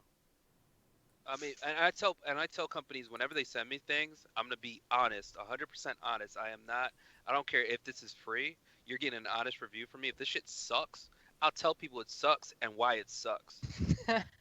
Yeah. Not just it sucks. No, I'm gonna tell people why it sucks, and either a way for you guys to improve it or do something better. But like, I'm gonna tell people it sucks because that's just me. I'm gonna keep it honest. Hell yeah. Don't send me, and so a lot of companies don't send. Certain companies send me stuff still. Other companies, they're just like, they're on the fence because I will keep it honest. If this is another M4, do not send it to me. If it's literally another M4 for this amount of money that I can get for cheaper, do not send it to me because I will tell people this is another M4. It sucks. Do not spend your money on it. If it's something like cool and special, then like sure, send it to me. But yeah. Yeah. If it's like an exclusive one-off, maybe. Okay, sure. I'll still tell people it's still another M4 that sucks, but it's special edition. I always wonder. There's so many guns out there. There's so many platforms and things like that. I always wonder, like, when we're gonna get something that's actually really good that isn't an M4. Never. Like, I would argue that LCT's new AKs that are coming out with like upgraded internals are definitely. Yeah, no, I like the AK the top five most popular platforms right now: M4, fucking, 416 I like the QRF Mod MP5. 1. Yeah, QRF Mod 1 is really yeah. dope. QRF Yeah, Mod 1 MP5 with the VMC and turtles is really dope. I love it. Ooh, yeah, dude, this sweet little Avalon right here. Big Ooh. slap. Yeah. I honestly, for me, like my whole thing is I would love to see a fucking AUG make a fucking comeback. I remember those classic armies that were like back in like 2007. The only way you could get them was like to fucking order it from China. Those were the fucking that I give me one I of have one of those. those. I mean, the classic Army MK18s that like I ran that months ago. Like I love that thing. That thing was like, it was for I think it was like they were selling it for like $200. The MK18s or 250 or 300, something like that. But it was really nice the way it ran, and they ran like they did like a limited run of them. They no longer sell them. So I'm still like asking questions like, hey, you guys releasing anything new? Or are you coming in and no updates yet? But I mean, because right now. Oh, I'm sorry. I was just reading the comments and I had to laugh out loud at something. Damn. That's It was weird Elite because Force Can you BBs or please share HPA with the BBs. rest of us? Biodegradability. Okay, that go. was weird because that was like a topic that like three of us had a lot. Like I remember like both of the people involved in that, all three of us know somewhat personally, and that was probably the most awkward. Like Kevin was like, I don't even look at my phone. he's like I'm just staying out of it. And then like Eric said something, and I got fucking like 10 text messages, and I was like, I'm not looking at that. I don't need to touch that. We could just let that go. No. People let that run for like a good minute, and I'm like, yo, just let this shit die. Here's all I'm gonna say on the subject. If any of you truly believe that an airsoft company has figured out the secret trick to make any of their BBs truly biodegradable, then you should ask yourself why any of those airsoft companies haven't won the fucking Nobel Peace Prize for revolutionizing sustainable plastics as an industry. Yeah.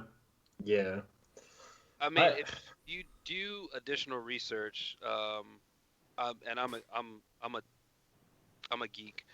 There are companies out there that have sustainable plastics, not just in BBs, but not like, in the quantities necessary correct. for BBs. Correct. So it's like there's other stuff, plastic bags, things. There's companies out there, they don't have enough funding to put it out there for for mass production. They do it in limited quantities. So it's like if you do your research, everybody think they're a scientist. No one's a scientist in airsoft. So it's like let's just leave it at that. Nobody's a scientist in airsoft. Let's leave it at that.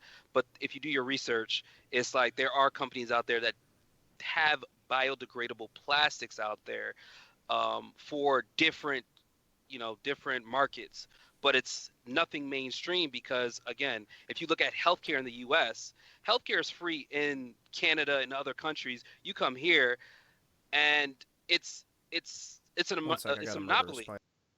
It's a monopoly because healthcare companies want you to still pay for these medicines that you should be getting for free, but you're paying $1,000 for.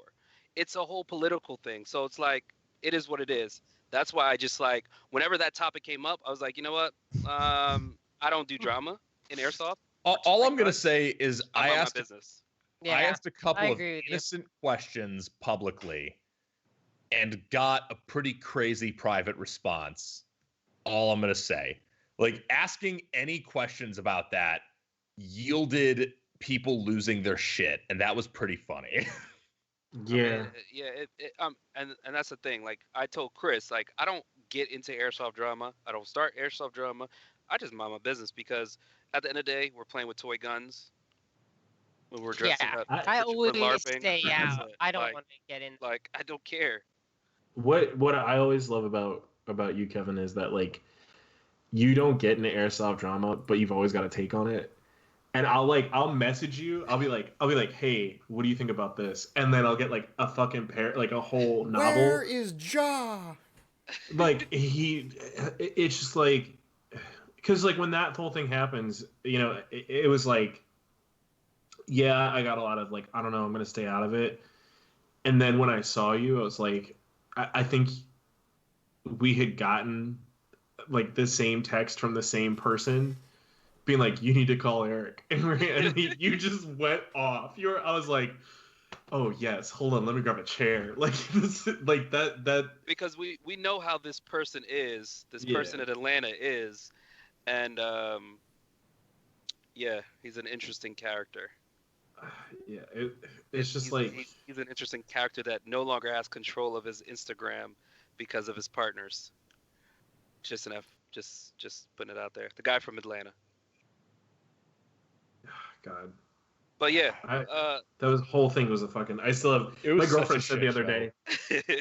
My girlfriend picked up a bottle of BBs and she goes, "Oh, isn't this nice? They're biodegradable." And I was like, "Who do you fucking work for? Yeah, what do you you fucking, what's this fucking bullshit?" You start to have flashbacks, just like that fucking meme Oh my of god, the dog. Yeah. Airlocks. Fuck. Any take on the crazy NC man and Jarek 4 drama that happened like 7 years ago? First of all, that was longer than 7 years ago, Airlocks. Crazy NC man and Jarek 4 were going at each other from like 2010 to 2013. Like this was spread out.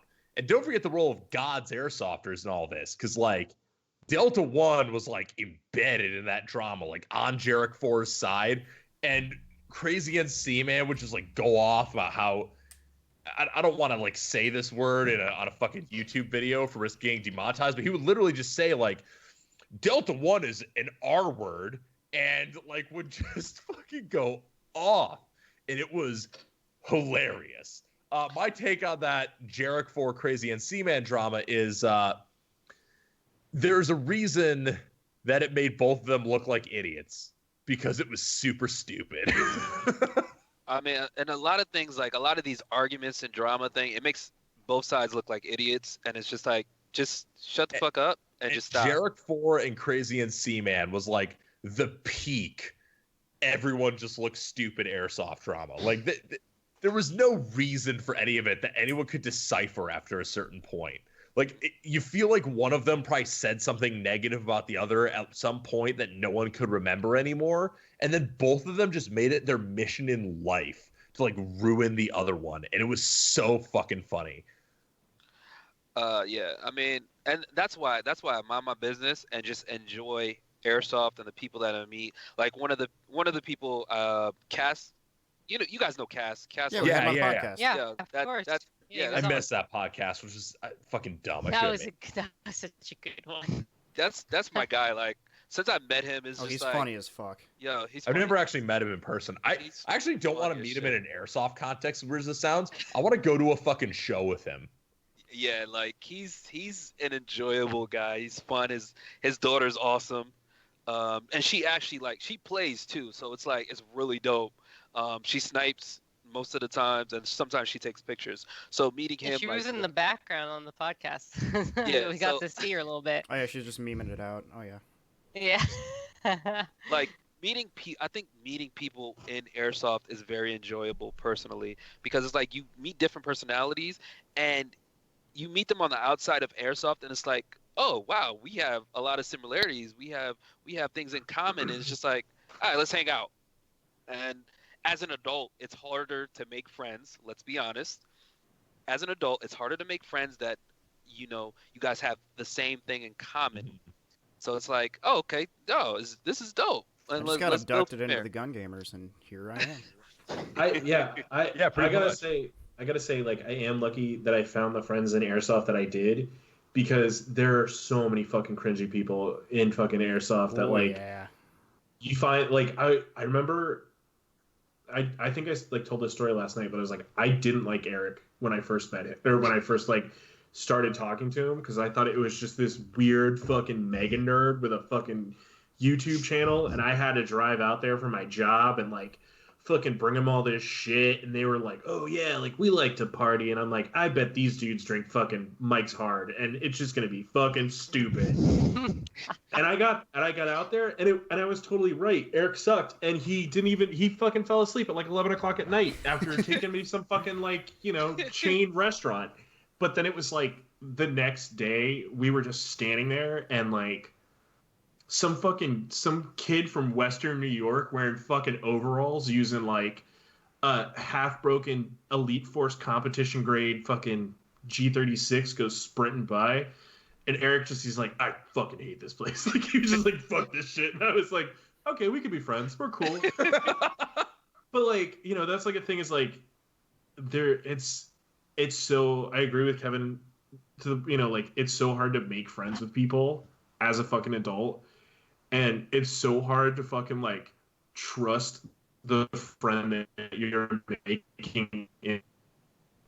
Like, oh yeah, I'll be friends with this dude. And then 5 days later, he's like, we should fucking burn down the White House and fucking Pizzagate. Like, and you're like, oh my God, I've made such a mistake. Like, I gotta go. That was one of the first things that I ran into when I first got into Airsoft. There's a group that I'm not gonna name, just I don't know, out of respect. Actually, fuck them. But there's a group that I got involved with that like initially I thought they were cool guys. One of them smelled kind of bad, but they had some half decent gear and they were kind of neat to talk to. And then after hearing their opinions on various things like gay rights and trans rights and stuff like that while I was riding in the car to an event with them, this was on the way, so I had to deal with like another like 36 hours of this bullshit. I'm like, yeah, I don't know about this one, Chief. Get behind his car. Well, I got back from the event and I'm like, all right, well, delete contact, delete contact, delete contact. Oh, that Eric guy's pretty cool, and I'm in his group chat now. Well, literally, like, Ian, was the first time we actually met the time that I lost my shit? That was before I was part of the group, but yeah, and I'm like, oh my God. Jesus I think it was the Christ. first time we met. What was like, so the first time Ian and I actually met was it 2018? It was like right before Desolation, I feel like. So it was 2017 was the first time that I actually interacted with you, and then 2018 was an event where you lost your shit or something like that. We didn't really know each other very well at this point. No, we didn't. I had just gotten back from Iraq at that point. Was it? Yeah, this was just after I'd gotten back from Iraq, and then we just started hanging out. We went to Desolation together, and then got really, really drunk. And I'm like, all right, I like this. Yeah, but that's the funny part is like Airsoft is like such a weird thing because like you try to find those people that like you think you're gonna get along with. And I think a lot of Airsoft, like one of the things I like about Airsoft as a community is it's very open to helping you like find yourself in a weird fucking way, if that makes any sense. I'm a little drunk, but I'm just going to keep going with this. No, keep going. Keep going. Yeah. Keep going. Yeah, you speak your piece, King. So when I got into Airsoft, I was a fucking like, when I first got into Airsoft, I was a fucking, awkward teenage fucking overweight, super socially awkward piece of shit. Like if you met me in high school and you like compared that to me now, you'd be like, you are not the same person. And I'd be like, yeah, thank God. or thank Judy, whatever deity you believe in. Yeah. And like the weird thing is that like getting to experiment with social interaction and social groups in this weird fucking space where like everyone can kind of just chill and be themselves, like actually helped me to figure out who the fuck I wanted to be like as a social person. And there's a reason why like most of my really good friends, even if they don't play Airsoft anymore, are people I met through Airsoft, because like it was this weird time in my life where that was my safe place to be like the weird version of myself and like try to fucking figure out who the fuck I was and like let my freak flag fly. I can never say that correctly. It's a tongue twister. Like that's that weird space where you can fucking just be yourself. And I think that's so important for people to have.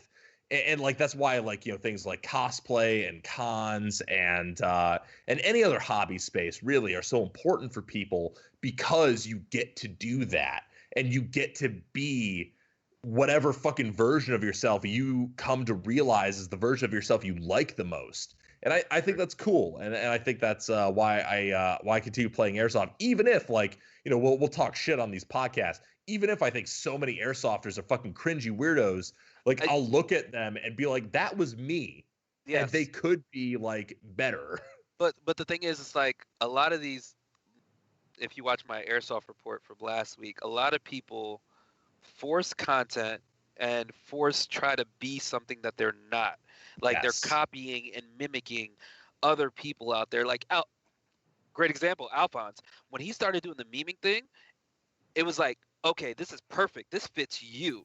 Then 40 other people tried to do the same exact thing, and it wasn't sitting right. And I'm like, I hate this shit. I hate airsoft right now because everybody's trying to do exactly what Alphonse is doing, but they're doing it wrong, completely wrong, and it doesn't fit their style and what he's created for himself. So it's like, I hate this shit. I hate watching this. I'm out. I'm not watching. I'm unsubscribing to you. Unsubscribing to you too. I don't like your stuff. But I mean, everybody tries to jump in a lane and see if it works for them and stay in that lane because it works for somebody else. Well, and CPS in the comments just went like, normal people call that college, Eric. I'm like, yeah, that's true. But like, I went to college.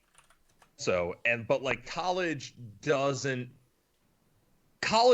give you the same experience as like a good hobby space, I don't think, because like college can be a little restrictive in its own ways, especially if you go to certain colleges. Like I went to a very like, not to try to get too fucking political. I know people got upset when we got political on the Josh Warren podcast, but I went to a liberal arts school and I studied English literature. Like I can't fucking talk about guns with 99% of the people at a fucking liberal arts school where I'm in the fucking English literature program, right? Yeah. I'm just trying to live my best life. That's it. Exactly. Live your truth. Yeah, that's it. Live your truth, King. Live your truth. And be honest. I mean, I feel like a lot of people in airsoft. I mean, I know you guys, you airsoft celebrities on this call right now, get a lot of people that ask you for opinions and stuff. And are you guys always honest with them? Yeah, absolutely. I mean, I try to be as much as possible. Like, I try to be honest, unless total brutal honesty means I'm gonna like ruin somebody's life. Like, I will never censor myself in like giving my opinion on something, because I feel like there's always a way, even if you're not censoring yourself, there's a way to communicate your opinion that is polite. Like, even if it's a shitty opinion, you can say, hey, this is my perspective and this is why I have this perspective, but also like, fuck you. But like, you can deliver that perspective in a way that's not going to like piss people off. But yeah, I do try to be totally honest. And that's one of the things that like I feel like people respect about gun gamers, like I hope, is that we try to be as real as possible, like be as honest as possible. But of course, like always, there's going to be people who are like, well, you know, are you being fake about this, or are you fake? Like that's one of the biggest concerns with anyone who, you know, puts on a fucking YouTube channel, right? Like, oh, they're just being fake. They're playing a character. But that's never been my priority. Yeah. Has that happened like recently where someone calls you out for being fake or seeming fake or something like that? I'm going to cite the example that's in this fucking chat. Chris thought I was a fake piece of shit before he like really got to know me. Or know me. I think you're a fake piece of shit. You don't, but you did. Sorry, You were just some Mike's Hard Lemonade drinking faker. Speaking of faker, I just ripped my fucking saltine packet. They're all over. No, I honestly, I think there's a lot of fake people in Airsoft, and I hate that I am this way, but I have no problem like calling them out and being like, you're fucking fake. Like and I don't think it's like edgy. I just think it's more like an issue with myself. But if we're being real, like there are some times where I think that it's not the term. I wouldn't call you fake, Eric. I would say that you don't give yourself enough credit. And that sort of like, I'm like, oh, come on. Don't bullshit us. You're Eric from Gun Gamers. And, you know, you're fucking like, you're not like the fucking biggest deal on the planet. Like, notability wise. But like, I that's what I was gonna say. I was like, we think you're the fucking shit. But like, what I'm saying is like, I think it's unfair to yourself and unfair to like the people that you represent to be like, I'm not that big of a fucking deal. Like, you're a big human being, so first off, you're always a big deal, baby. But also, like, I think it's like, again, it's not fake. It's not fake. I don't want to say fake, but it's a little bit fake when you say that you're not like. I think you're a big deal, Eric. We think you're a big deal, dude. You're a big deal. Don't listen to this, Karen. Should all be blessed sitting here on this podcast with you. Yeah. Dude, I'm fucking Eric from Gun Gamers, apparently. Like, I'm a Guys, big stop fucking stroking deal. his fucking ego. He's just gonna permanently turn into the tactical wizard. Jesus Christ. Oh god, should we get the tactical wizard on here? That'd be fucking great. No, Eric, not even. No, I'm good. People's speakers probably can't I handle don't it. know if the chat can handle such big dick chadness. How many people are viewing this right now? 55. 55. Oh, okay. Damn. Okay. My mom's somewhere in here. But Hi, actually, Chris's mom. Someone had a comment like, I mean, we're coming up on 2 hours streaming here, so like, Oh wow. Yeah, we should should- we start we should taking probably, like, questions? yeah, we should probably start taking questions and wrap it up. Fuck. Should we take questions Question or should we something. address fields opening right now? No. If you Or- open your or should field we- right, Okay. Should we save it for let's- another hold on, podcast? No, because Let's it's talk about relevant that. now. It's Yeah. relevant. It's so relevant. There's a lot of fields in Jersey. There were 2 fields in Jersey talk about opening this weekend, and they were just Yeah. they were. We have talking 2 about, fields here that are going to open this weekend. They Atlanta's opening up? No. they're not opening this weekend. Like they immediately like an hour later was just like, oh sorry, we can't open up because of New Jersey restrictions. I mean, we know you couldn't open up.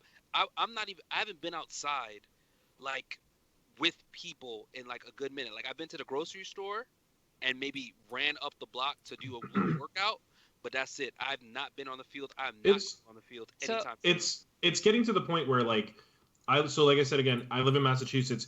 In Boston, it is illegal for you to be walking around in certain like towns and areas without a mask on. Yeah. And and I know it's like probably like you're in California. It's fucking crazy out there. It's like I mean, I have like a very specific point to make about this because we have 2 fields opening and I adore these fields. Wildlands and Code Red, they're like Stay home. pretty much the 2 fields I switch off and go to. They're both opening this weekend, and my family owns a couple different kinds of businesses, and one of them is a car wash, and we are not allowed. We just got our car wash shut down. We are not allowed to operate a car wash, and that's like we just have a tunnel that you don't even have to get out of your car. I mean, this is like a very distant kind of situation where no one's really interacting that much, and I guess these fields think that they're allowed to open up, and people are going to be like in very close quarters with each other, even though they're putting up all these restrictions and being like, 6 feet away from each other in the staging area and everyone has to wear masks. But the second you get on the field, that all goes out the door because everyone's going to be right up bumping against into each other. Yeah. here's the mind-blowing part to me. So like I've seen time and time again from fucking Airsoft players. Before the coronavirus started hitting the death tolls that it was, everyone was like, "Oh, well, look at swine flu." Under the Obama administration, I don't want to get into anything politically related, but like, Here's the like, problem. oh, there's like No, no, no, 15,000. No, Ian, I'm gonna call this shit the fuck out.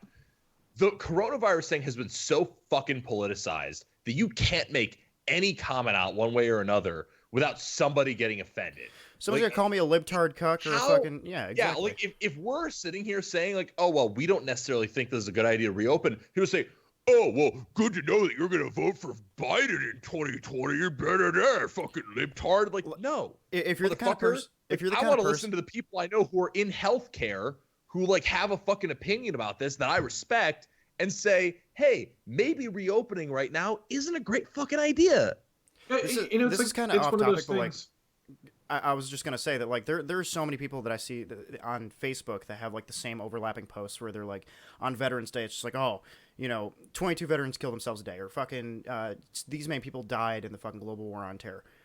More people have died in 45 days from coronavirus in the United States alone than from the war in Vietnam, the first Gulf War, and the global war on terror combined.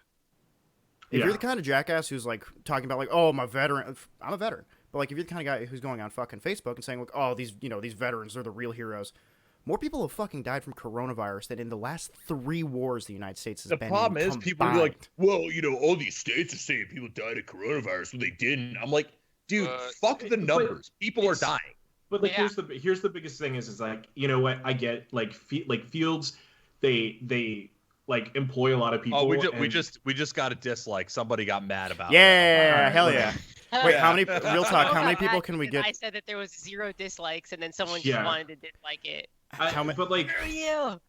like there's a lot of people that like are employed by Fields that need this money right now because they probably don't make a lot when it's open. And that's the thing. Like, but here's the thing. I'm one of those people who like takes this seriously, but I'm also not gonna like shit on people who are like, my livelihood is like getting fucked up by this. And exactly, and that's the fucking thing is that like these people that are getting upset and using that as a fucking argument, you're not fucking arguing because you want or whatever fucking get paid so they can ref a fucking game. You're upset because you're being limited in what you're allowed to do in a day.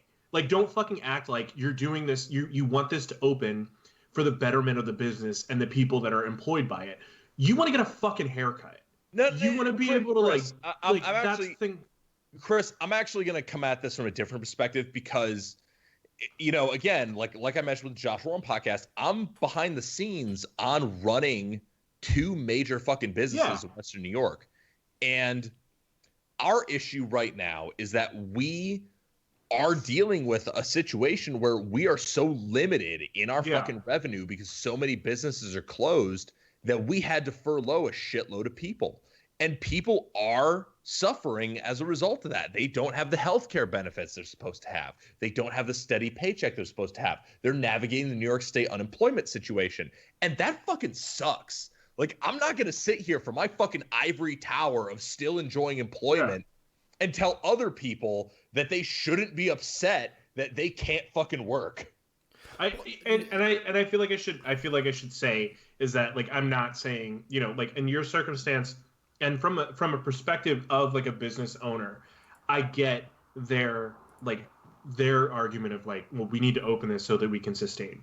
Like, I agree with that mindset. I'm talking about the people that are like, we should open up fucking airsoft fields because fucking, like, they're taking all the necessary precautions. And like, think of all the, like, I just hate that there are people out there that are using this argument that people need to be paid as a fucking scapegoat, as a fucking cover for the fact that they're just selfish and want to fucking do whatever they want to fucking do. That's the part that I'm saying. I feel like people just don't give a shit anymore, and they're just like, whatever. Like, if people, get sick and then people die, then are very.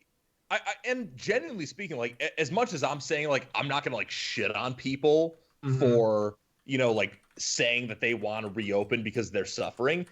I also feel like a lot of the people who are saying, well, we should just go back to normal and act like nothing is happening. This is just a flu. Are kind of disconnected from the reality of the situation because, I don't personally know anybody who's died from coronavirus, but like I said, I'm behind the scenes on these 2 businesses and we're so deeply affected by this and nothing else has affected my life and my livelihood the way that this has. And there's people will put their tinfoil hat on and say this is all political play. I don't buy from a political, economical, or personal perspective that something like this is going to happen just because of some fucking political play. Like, there is some shit here that's going on that's unprecedented. It's a crazy fucking situation for all of us, which is partially why I don't begrudge anybody for, like, if their opinion disagrees with me, because this shit's fucking wild. Yeah. But that does tell me that, like, we need to be careful. And I don't think opening airsoft fields right now in this situation where we do need to be careful, that's a small brain move right now to me. I mean, and if you guys are watching what's going on in Michigan with them, like, boycotting, like, the governor's... I mean, all the freepers on the fucking Capitol Hill?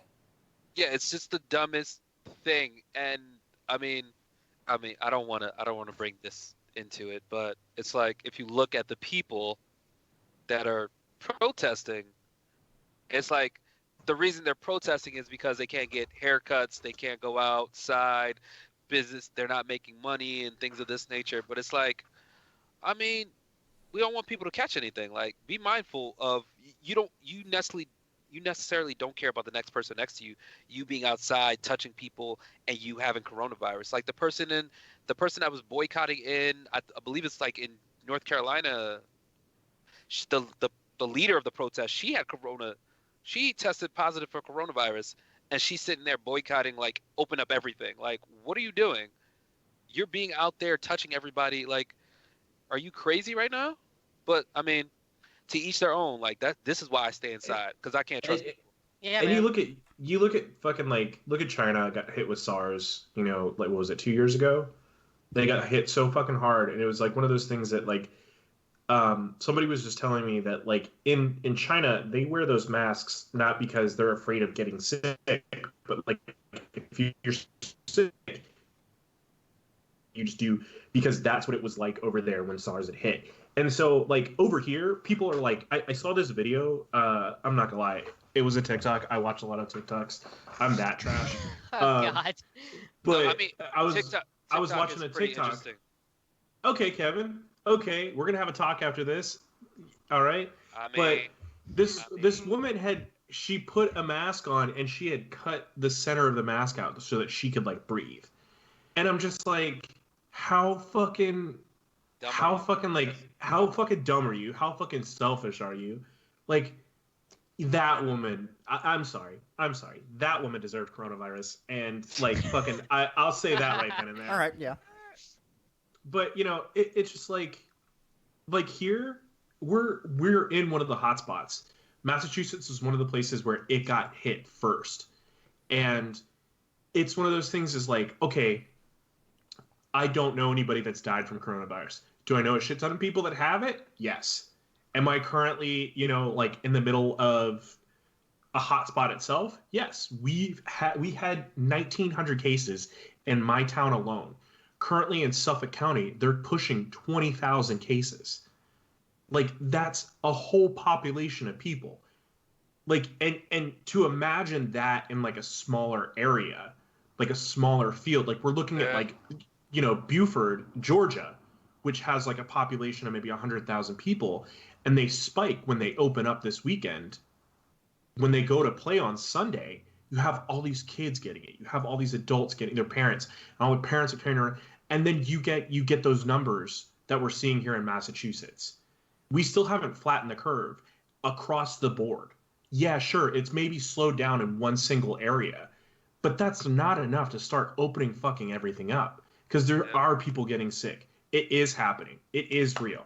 And yes, the economy is going to be affected by it, but we will, in some way, shape, or form, bounce back to a certain degree. We can't bring people back from the dead. And that's just like, I'm sorry. Well, that's my hot take, whatever, but like that. I agree with you. And that's the thing that gets me is like, I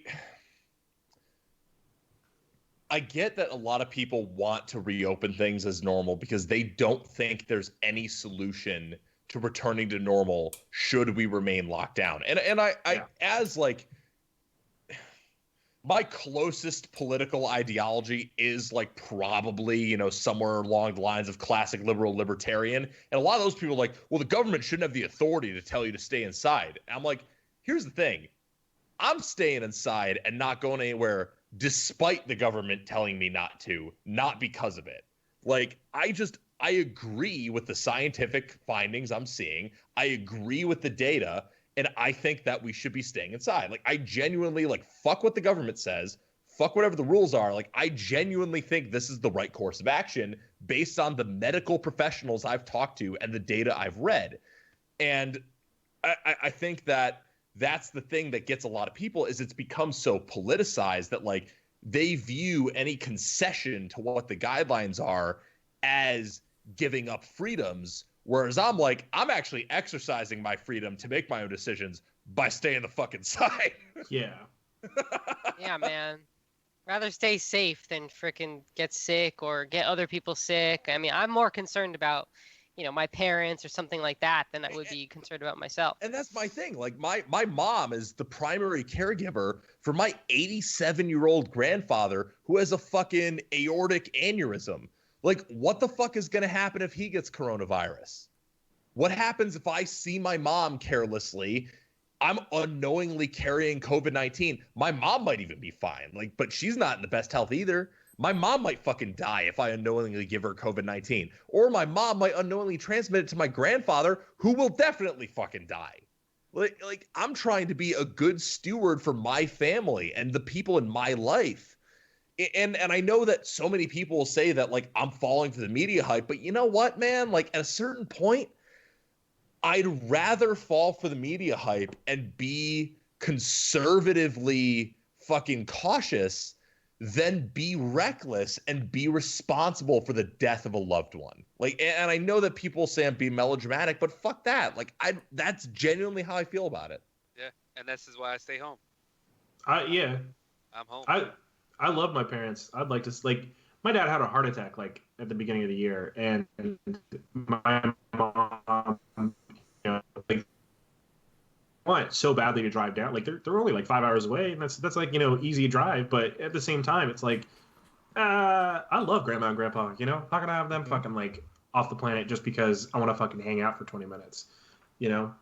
And I just think one of the things that, like, and now it's coming out that, like, there are certain things that are affecting younger people that are getting it. Because that was like sort of what was said to everybody was like, you can get it, everybody can get it, but younger people are just having like a bad cough, or they're having like exactly. But now we have people, because we're seeing more and more cases, especially with like New York City being hit as hard as it was.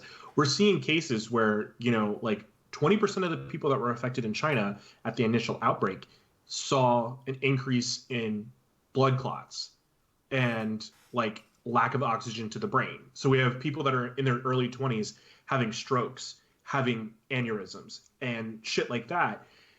And your boy just figured out he's 305 pounds. That's not gonna jive with me if I fucking get coughed on by some fucking kid, and then 2 weeks later, somebody has to feed me applesauce for the rest of my life. That's not fine for me. And so, like, I don't think that people know that science because they don't give a fuck.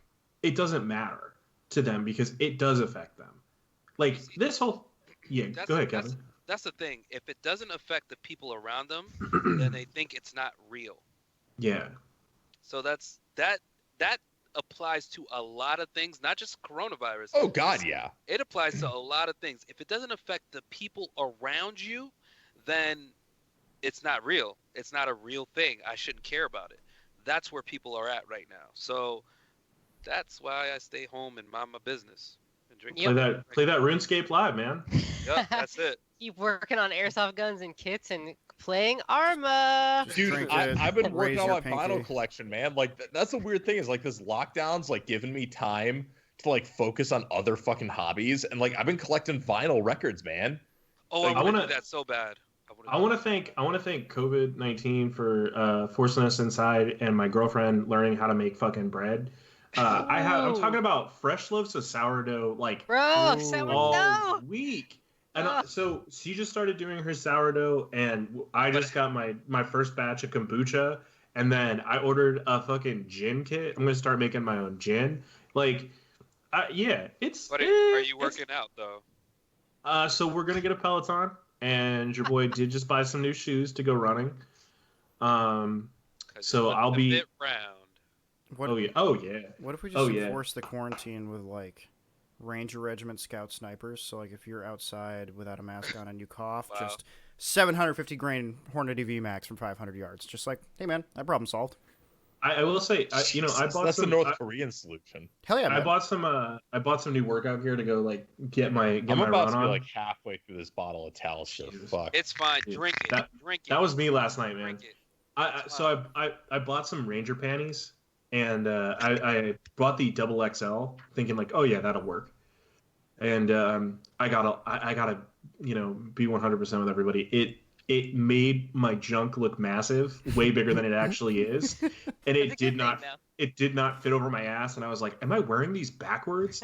And then I Yeah, realized, hey, no, Daddy I'm wearing these Mags, I exactly. checked my IG and I saw your fucking message, you fucking crazy bastard. I haven't. My phone's on the other side of the room. I haven't. Check it, Chris. It's definitely worth it. I'll check it after this this fucking. But yeah, I did not think. Also, I tried wearing underwear with them, and there was just too much going on. You don't wear underwear with Ranger panties. I'm afraid not to though, because if I'm being honest, like my butt just comes right out of those bad boys. That's There's why a you big get- one. You got to get larger Ranger panties, or just I not, guess. or just stop being fat. Well, that's why I bought the panties, so I don't have You- to be fat anymore. You have to stop being fat. Yeah. Okay, Kevin. Jesus Okay, Christ. Kevin.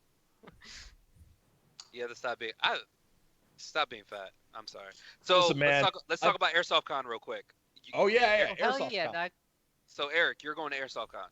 I'm gonna try to. I really fucking want. Honestly, man, like I want to hit Airsoft Con more than I want to hit SHOT Show. Please. Please come. Please hang out with yeah. me. I've never hit SHOT Show, but I want to hit SHOT Show. But I want to hit IWA instead. So straight up, I want to hit Airsoft Con more than SHOT Show because SHOT Show is often kind of disappointing for Airsoft. Yeah. And That's like what people keep telling me. and Airsoft Con like gets a lot of the same shit that people show off at SHOT Show. Yeah. So like Airsoft I'd rather- Con is like one of those things that it's so concentrated and it doesn't take a lot of time to like hit every booth. And it's like, yeah, you're not seeing all the fucking innovation that they would have at fucking SHOT Show, but it's just a better vibe. The weather's always nice. The fucking like I watched Josh Warren make a fucking 15-year-old kid cry in a World War II uniform. It was like it's just so much better than SHOT Show, but at the same time, Vegas was amazing. Vegas is great because I got to drink 2 yards of Everclear and 151 slushy before blacking the fuck out at the G&G party. I almost lost my job that day. So, you know. Yeah, but if you guys come to Airsoft Con, I'll take you to the best frickin' scotch and whiskey bar of all time. So That's a high bar because there's 2 amazing whiskey bars in Western New York. They're both really good. Far There's also bar. a phenomenal Los whiskey bar in Angeles. Connecticut as well. I've been to Far Bar. How many whiskeys does your whiskey bar have, Lezz? I think they have like 20 or 30. No, It's a pretty long list. So Flight West Whiskey Bar in Rochester, New York, has over 400 different whiskeys. Oh, come on, man. Lucky Day in the hell Buffalo, is that? New York, has over 600 different whiskeys. We went to Las Vegas and went to the most highly recommended whiskey bar according to every like travel website, and were disappointed by the selection compared to these 2 like obscure random whiskey bars we have in Western New York. So what I take away from that is that Western New York really fucking likes to drink, and apparently even Las Vegas couldn't hang. Dude, Yeah, we have to deal with the fucking That's constant pretty failure of insane. the Bills. Of course we like to drink. Yeah. It's enjoyable. And my thing is like when you go to Cali, you gotta be out there. Especially if you're going out there to like visit spots, you gotta spend a week out there. Cause like when I went to Cali in September, I was out there for a week because my friend's wedding was at the end of the week. So literally, I went to Airsoft GI, Megastore, talked to the guys over at KWA, went to Evic. I literally went there to talk to everybody. I couldn't talk to the guys at G&G because they didn't. What's his face? He wasn't there, and then the ASG guys were kind of far, and I didn't feel like driving there. And the Umbrella Armory guys I didn't get a chance to talk to. But it's like you kind of gotta plan it when you go out there if you're trying to go out there and talk to people, or if you just want to hit fields. Like, but the next time I go out there, I definitely want to hit fields. Yeah, Like, a lot of the fields out there. I lived in LA for a while, and I wasn't playing Airsoft at the time, and I never got to go play Tax City, and I never went to Airsoft Extreme or AEX, you know. But Oh yeah, I went there too. Andrew's cool as hell. I love Andrew. Yeah. Andrew's fucking dope. And it's just shot shows. Shot shows, like, it's just so much.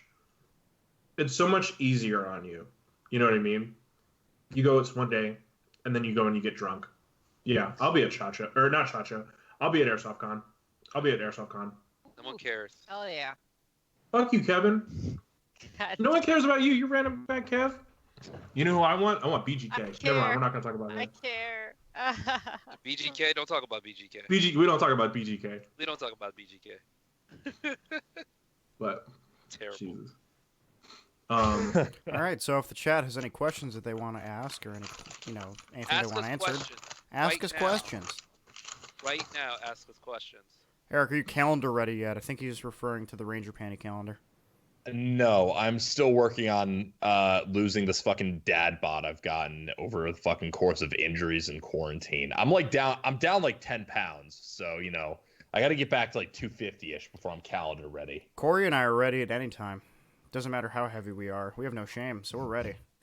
No, I have higher standards. I'm not gonna get too into my personal life here, but I went through some upheaval and I gained some weight. And So you're a fat ass, like Chris. Yeah, and I'm a fat ass right now, and I need to fix that. So First show you're going to after the quarantine, Eric? First Depends show I'm on going when to it after- ends. Yeah, like when it ends, fuck man, I hope I get to go to Summer Slaughter this year. Summer Slaughter last year had fucking cattle decapitation, Carnifex, Rivers of Nile, Lorna Shore. It was a fucking amazing show. I mean, and of course, I had all the fucking edgelords come like, little fucking corkheads, blah, blah, blah, blah. And I'm like, yeah, well, fuck you. I like good music. So I hope Summer Slaughter's teased that they might have Deicide this year. So if they have Deicide, that'd be fucking sick. And yeah, so I will definitely be going to Summer Slaughter this year. Other than that, every other fucking concert series has been like canceled. So I'm hopefully looking forward to that. I have tickets to go see Poppy, Gojira, and Deftones. Here Where's in Boston. that? Where the fuck is that? It's at the I think it's at the Garden. When? But it's like in the middle of August. So my fingers are crossed that they're gonna let us. Send me a goddamn link, dude. Like I just like fuck anything else. I just want to see Gojira and Deftones. What the fuck, man? Poppy was the one that got me. Like, I was like, Poppy's gonna be there. Fuck yeah. I know of Poppy. I've just never listened to her seriously. Like, I'll fucking like go see her show. Cool, but like, I just want to see Gojira and Deftones because like I fucking love hold on real quick. Oh god. Okay, while Eric's gone, listen, guys. I just want to tell you, Eric This from Gang. Oh fuck, he's back. I make the sad voice quiet album. Back. Don't stop.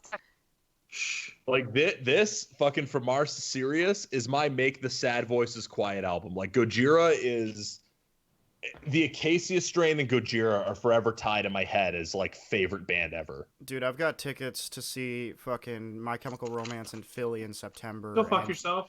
Listen, lick my fucking balls. I don't want to hear your fucking words. Oh What's my wrong god. with My Chemical I- Romance? I've got I didn't get tickets because the tickets like that So went on sale toxic. were like $600 immediately. My girlfriend and her sister got 2 tickets, and I'm fucking heartbroken. Wow, sounds like you should stop She being a doesn't poor. even- Anyway, I also Wow. have tickets to go She doesn't see. even she doesn't even listen to them. But I was a young boy when my father told me, you know. Listen, man, I've got tickets to CMCR, and if that gets canceled, I'm gonna set fire to some public building for legal reasons. That's a joke. But I've also got tickets to go see Run the Jewels and Rage Against the Machine. I don't give a fuck about Rage. I just want to see Run the Ooh. Jewels. I'm actually Wait, not a what? huge Really Rage fucking- Against the Machine fan. Like, That was one of my favorite concerts of all time. Listen, I don't have a the problem frickin' with mosh Rage. pit was just nutty. I've got no problem with Rage. Their music is great. I like to listen to it, but like I'm going for Run the Jewels. I want to see Killer Mike. Man. I want to see Killer Mike and LP fucking tear that shit up and blow the goddamn roof off. I don't give a fuck about like. I got tickets for Della or Rammstein frickin' September, I think. I don't know, man. If they cancel Run the Jewels on me, yeah, I'm gonna lose my goddamn shit. I met Killer Mike at a taco place in Brooklyn one time. Cool, dude. Los like, Tacos on Smith Street. I think Rage. I respect Rage Against the Machine a lot, But when I listen to them, like for some reason, I just can never get into it. Like it's not that I don't think they're good musicians. It's just not like my sound, you know? Like I feel like Rage Against the Machine borders on what I like in hardcore music, but doesn't quite hit it. They're doing a great I don't job know right what now I'm of hearing destroying. right now. They're doing a great job right now of destroying capitalism with their $350 ticket prices. I'm just gonna put that out there. That's the other thing too, like with Rage. Like, I But can that's how it always is. I can never take them seriously with like some of their messages because then like their tickets are $300-$400. I'm like, all right, buddy, like come on. You carry a pistol grip pump on your lap at all times? No, the fuck you don't, Della. No, you don't. Shut up. It's like Snoop Dogg pretending to be a Crip. He's not a Crip. He's a nice dude. He's America's pot-smoking uncle.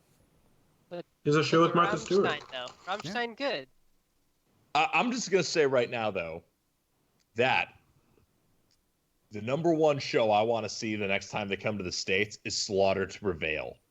Because they just dropped the fucking music video for Demolisher, and holy fuck.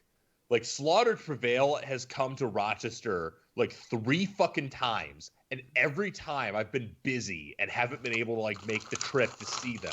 And all I hear from all the other people I see at, like, metal shows every time I go is how sick Slaughter to Prevail is live. I'm like, yeah, buddy, I fucking know. I've never made it. I'm so mad. But, Kev, you got any shows you're going to when this shit ends? Or that you want to go to? My ass is staying the fucking side. I don't know what y'all talk about. Kevin doesn't leave his house. I'm man. sorry. I know. So I like to travel, so that's my thing. So when they announced that the quarantine's over, I'm gonna wait an additional 3 more weeks before doing anything, and then I might go somewhere. Like I hope my birthday trip isn't canceled, but I'm pretty sure it's gonna be canceled because my birthday's in June, so I have a trip planned for Croatia and Spain. If that doesn't happen, Ooh, oh well. Croatia is so nice. Mm. And that's the thing. I wanted to go there, so like I have a whole week planned for Croatia and Spain. If it doesn't happen, it's fine, it's cool. But I have the UK. I have Airsoft with friends in the UK, July 11th. Hopefully that happens. Let's see. If it doesn't happen, then it gets pushed back. But I mean, I like to take trips. I feel like every adult, if you have money, take at least 2 trips a year, one inside the country, one outside the country, and live your life. Because I need a fucking trip after this is all over. You miss so much. Groupon has so many deals where it's all inclusive deals, and it has like flight and resort. Like I've seen flights to like Puerto Rico for $350 for 5 days. I'm like, yeah, and this is Skip wild. Lagged. If you guys are looking for something for flights, check out Skip Lagged. She was like, you can't do this. I was gonna take my girlfriend to Ireland, and because I found tickets for like round trip for the both of us, total $500. I was like, that's fucking insane. And she was like, don't spend money on a trip. We don't even know we can fucking go. And I was like, but you know, I'm getting the fuck out of Boston for at least a fucgun week as soon as this is all over. I'm probably just gonna go down to Eric's house and like, you know, no, like straight up, do dude. butt After this stuff, all but- over, Gun Gamers have a fucking rager at Hunters Creek. Yeah. We're all going to get really, really hammered. You know what We're we gonna should die. we should We're gonna have break we out the should night officially I think this is like the first time I've ever publicly like have brought this up. no We one should cares. have a fucking gauntlet. We have another fucking gauntlet. Oh. Yeah, we're gonna have a gauntlet at Hunters Creek, and we're gonna fucking die. And we're gonna have a gauntlet in the middle of a fucking field somewhere. Everyone's gonna run in, fucking Hunger Games style, and I'm gonna fall about maybe 4 feet into the fucking sprint. Not I. Capucci's gonna throw up all over himself. Not Ian's I. gonna shit his pants. Kevin will be in a hotel somewhere eating fucking Papa John's. So 30 pizzas in 20 minutes. So Ho Ching Young says we need more videos from Gun Gamers till it's over. I will have a video up on Sunday, assuming I fucking do things right. But that's a hard fucking assumption, right, with me? So Yeah. For anyone who's not tracking, tomorrow we've got a very special podcast hosted by our good friend Kaylee here. It's going to be Hell Women of yeah, Airsoft dude. podcast presented by Gun Gamers, and all of you should go there and listen to Leah and Sisu and Kelly Kelly. from Becca. Fatale and Becca. and Becca. And Becca, our very own Becca. Yeah. Talk about gonna be a being good time. women in Dude, Airsoft. You know what occurred to me? Like, is this weekend is gonna be fucking awesome for the channel. Like, we got this Friday podcast with Kev and Chris, and now we got this fucking Saturday podcast with the women of Airsoft, and we got Sunday. I'm gonna upload a fucking video. Like, fuck yeah, this weekend's sick. Eric, what's the video gonna be about? Give us a sneak peek. I actually am not going to because I want you all to be surprised. All right, then just message me afterwards and tell me what it's gonna be about. That means Yeah. he doesn't know. He doesn't know yet. Get that inside scoop. Yeah, Eric doesn't know yet. He hasn't started editing it. He doesn't know yet. That's the thing. Like, for a lot of the videos I film, actually, like, this is a real thing. I don't know what the concept or title of the video is until I'm done editing it. Because sometimes I'll just turn on the camera and start rambling about, like, a general fucking idea I had. And then I'll just be like, oh, yeah, cool, this kind of falls into this category. And then I'll just make that the title. Like, Yeah. sometimes I'm not even sure what the fuck I'm talking about when I turn the camera on. But I'm just like, yeah, cool, this works out. Wow, based on the content you produce, that makes so much fucking sense, dude. Holy shit. Yeah, my next I love you, video is my Airsoft report, and kind of more so about, you know, if you watch it, I do a specific discussion topic, and it's something I posted on my Instagram is, do upgrades make sense?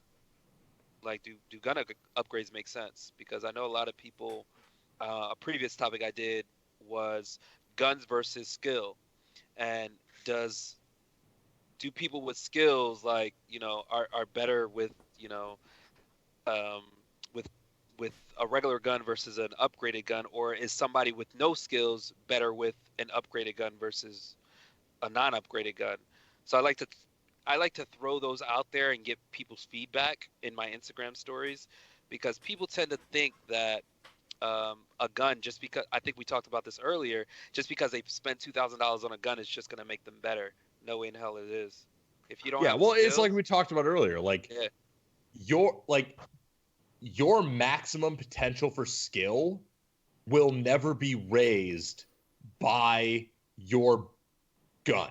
Like, your gun can only keep up with your skill potential. It can never exceed it. Yep.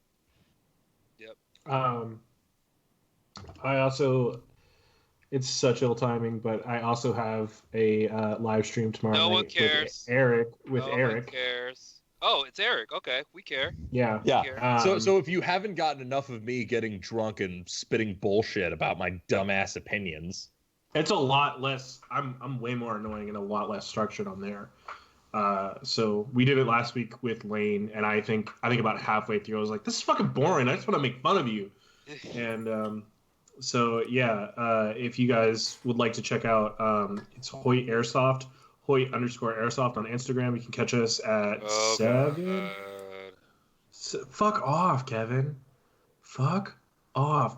Let me tell you how terrible Kevin is. Okay, when Kevin and I first met, he used to send me text messages at 3 o'clock, 4 o'clock in the morning, because he knew that I was like gonna answer them, of just like pictures that he had taken from Instagram of food. And then when I confronted him about it, he was like, what are you talking about? I'm not up that late. And I was like, dude, here's like the fucking picture. It's timestamped. And he was like, oh yeah, I schedule messages to wake you up. Fuck Kevin. No. Fuck you, Kevin. Wow. That's rude. You're pretty toxic right now. Pretty toxic. Anyway, Kevin, if you want to plug your social media, fuck you. Oh, Chris. okay. What you got, Kev? RGK_Airsoft on Instagram, RandomGuyKev on YouTube. Check me out whenever you guys get a chance. I try to post consistently. I don't force my content like some people. And if I don't like your shit, I tell you I don't like your shit. Not Chris, but for real, what's your social media? What you got going on? Hold on, Kevin. Plug your fucking podcast, the non-Airsoft podcast you do. No, because we're talking about Airsoft right now. Plug your non-Airsoft. People Hold on. still like non-Airsoft. I'm gonna tease our guests next week. Our next week podcast will be like mostly non-Airsoft.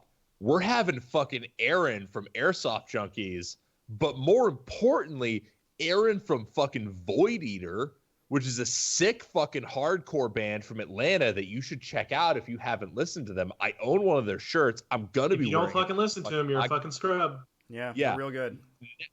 Next week's podcast is gonna be like all about metal and hardcore with fucking Aaron from Junkies, but more importantly, Aaron from Void Eater. So, Yeah.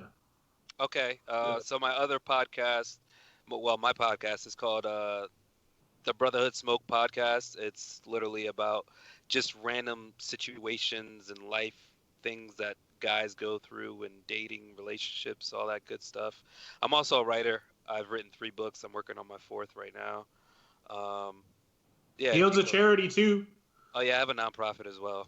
That's another. Kev, what are your books? Plug those too. He's single.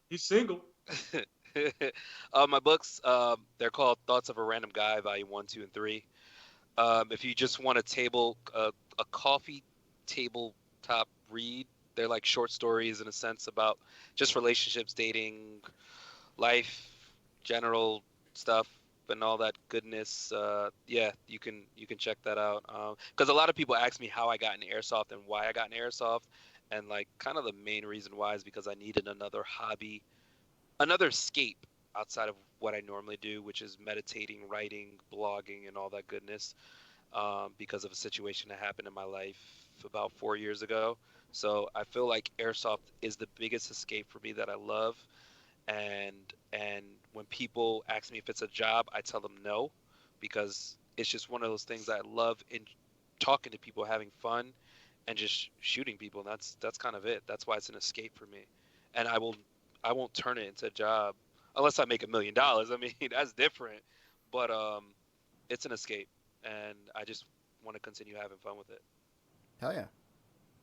Chris, what you got going on social media?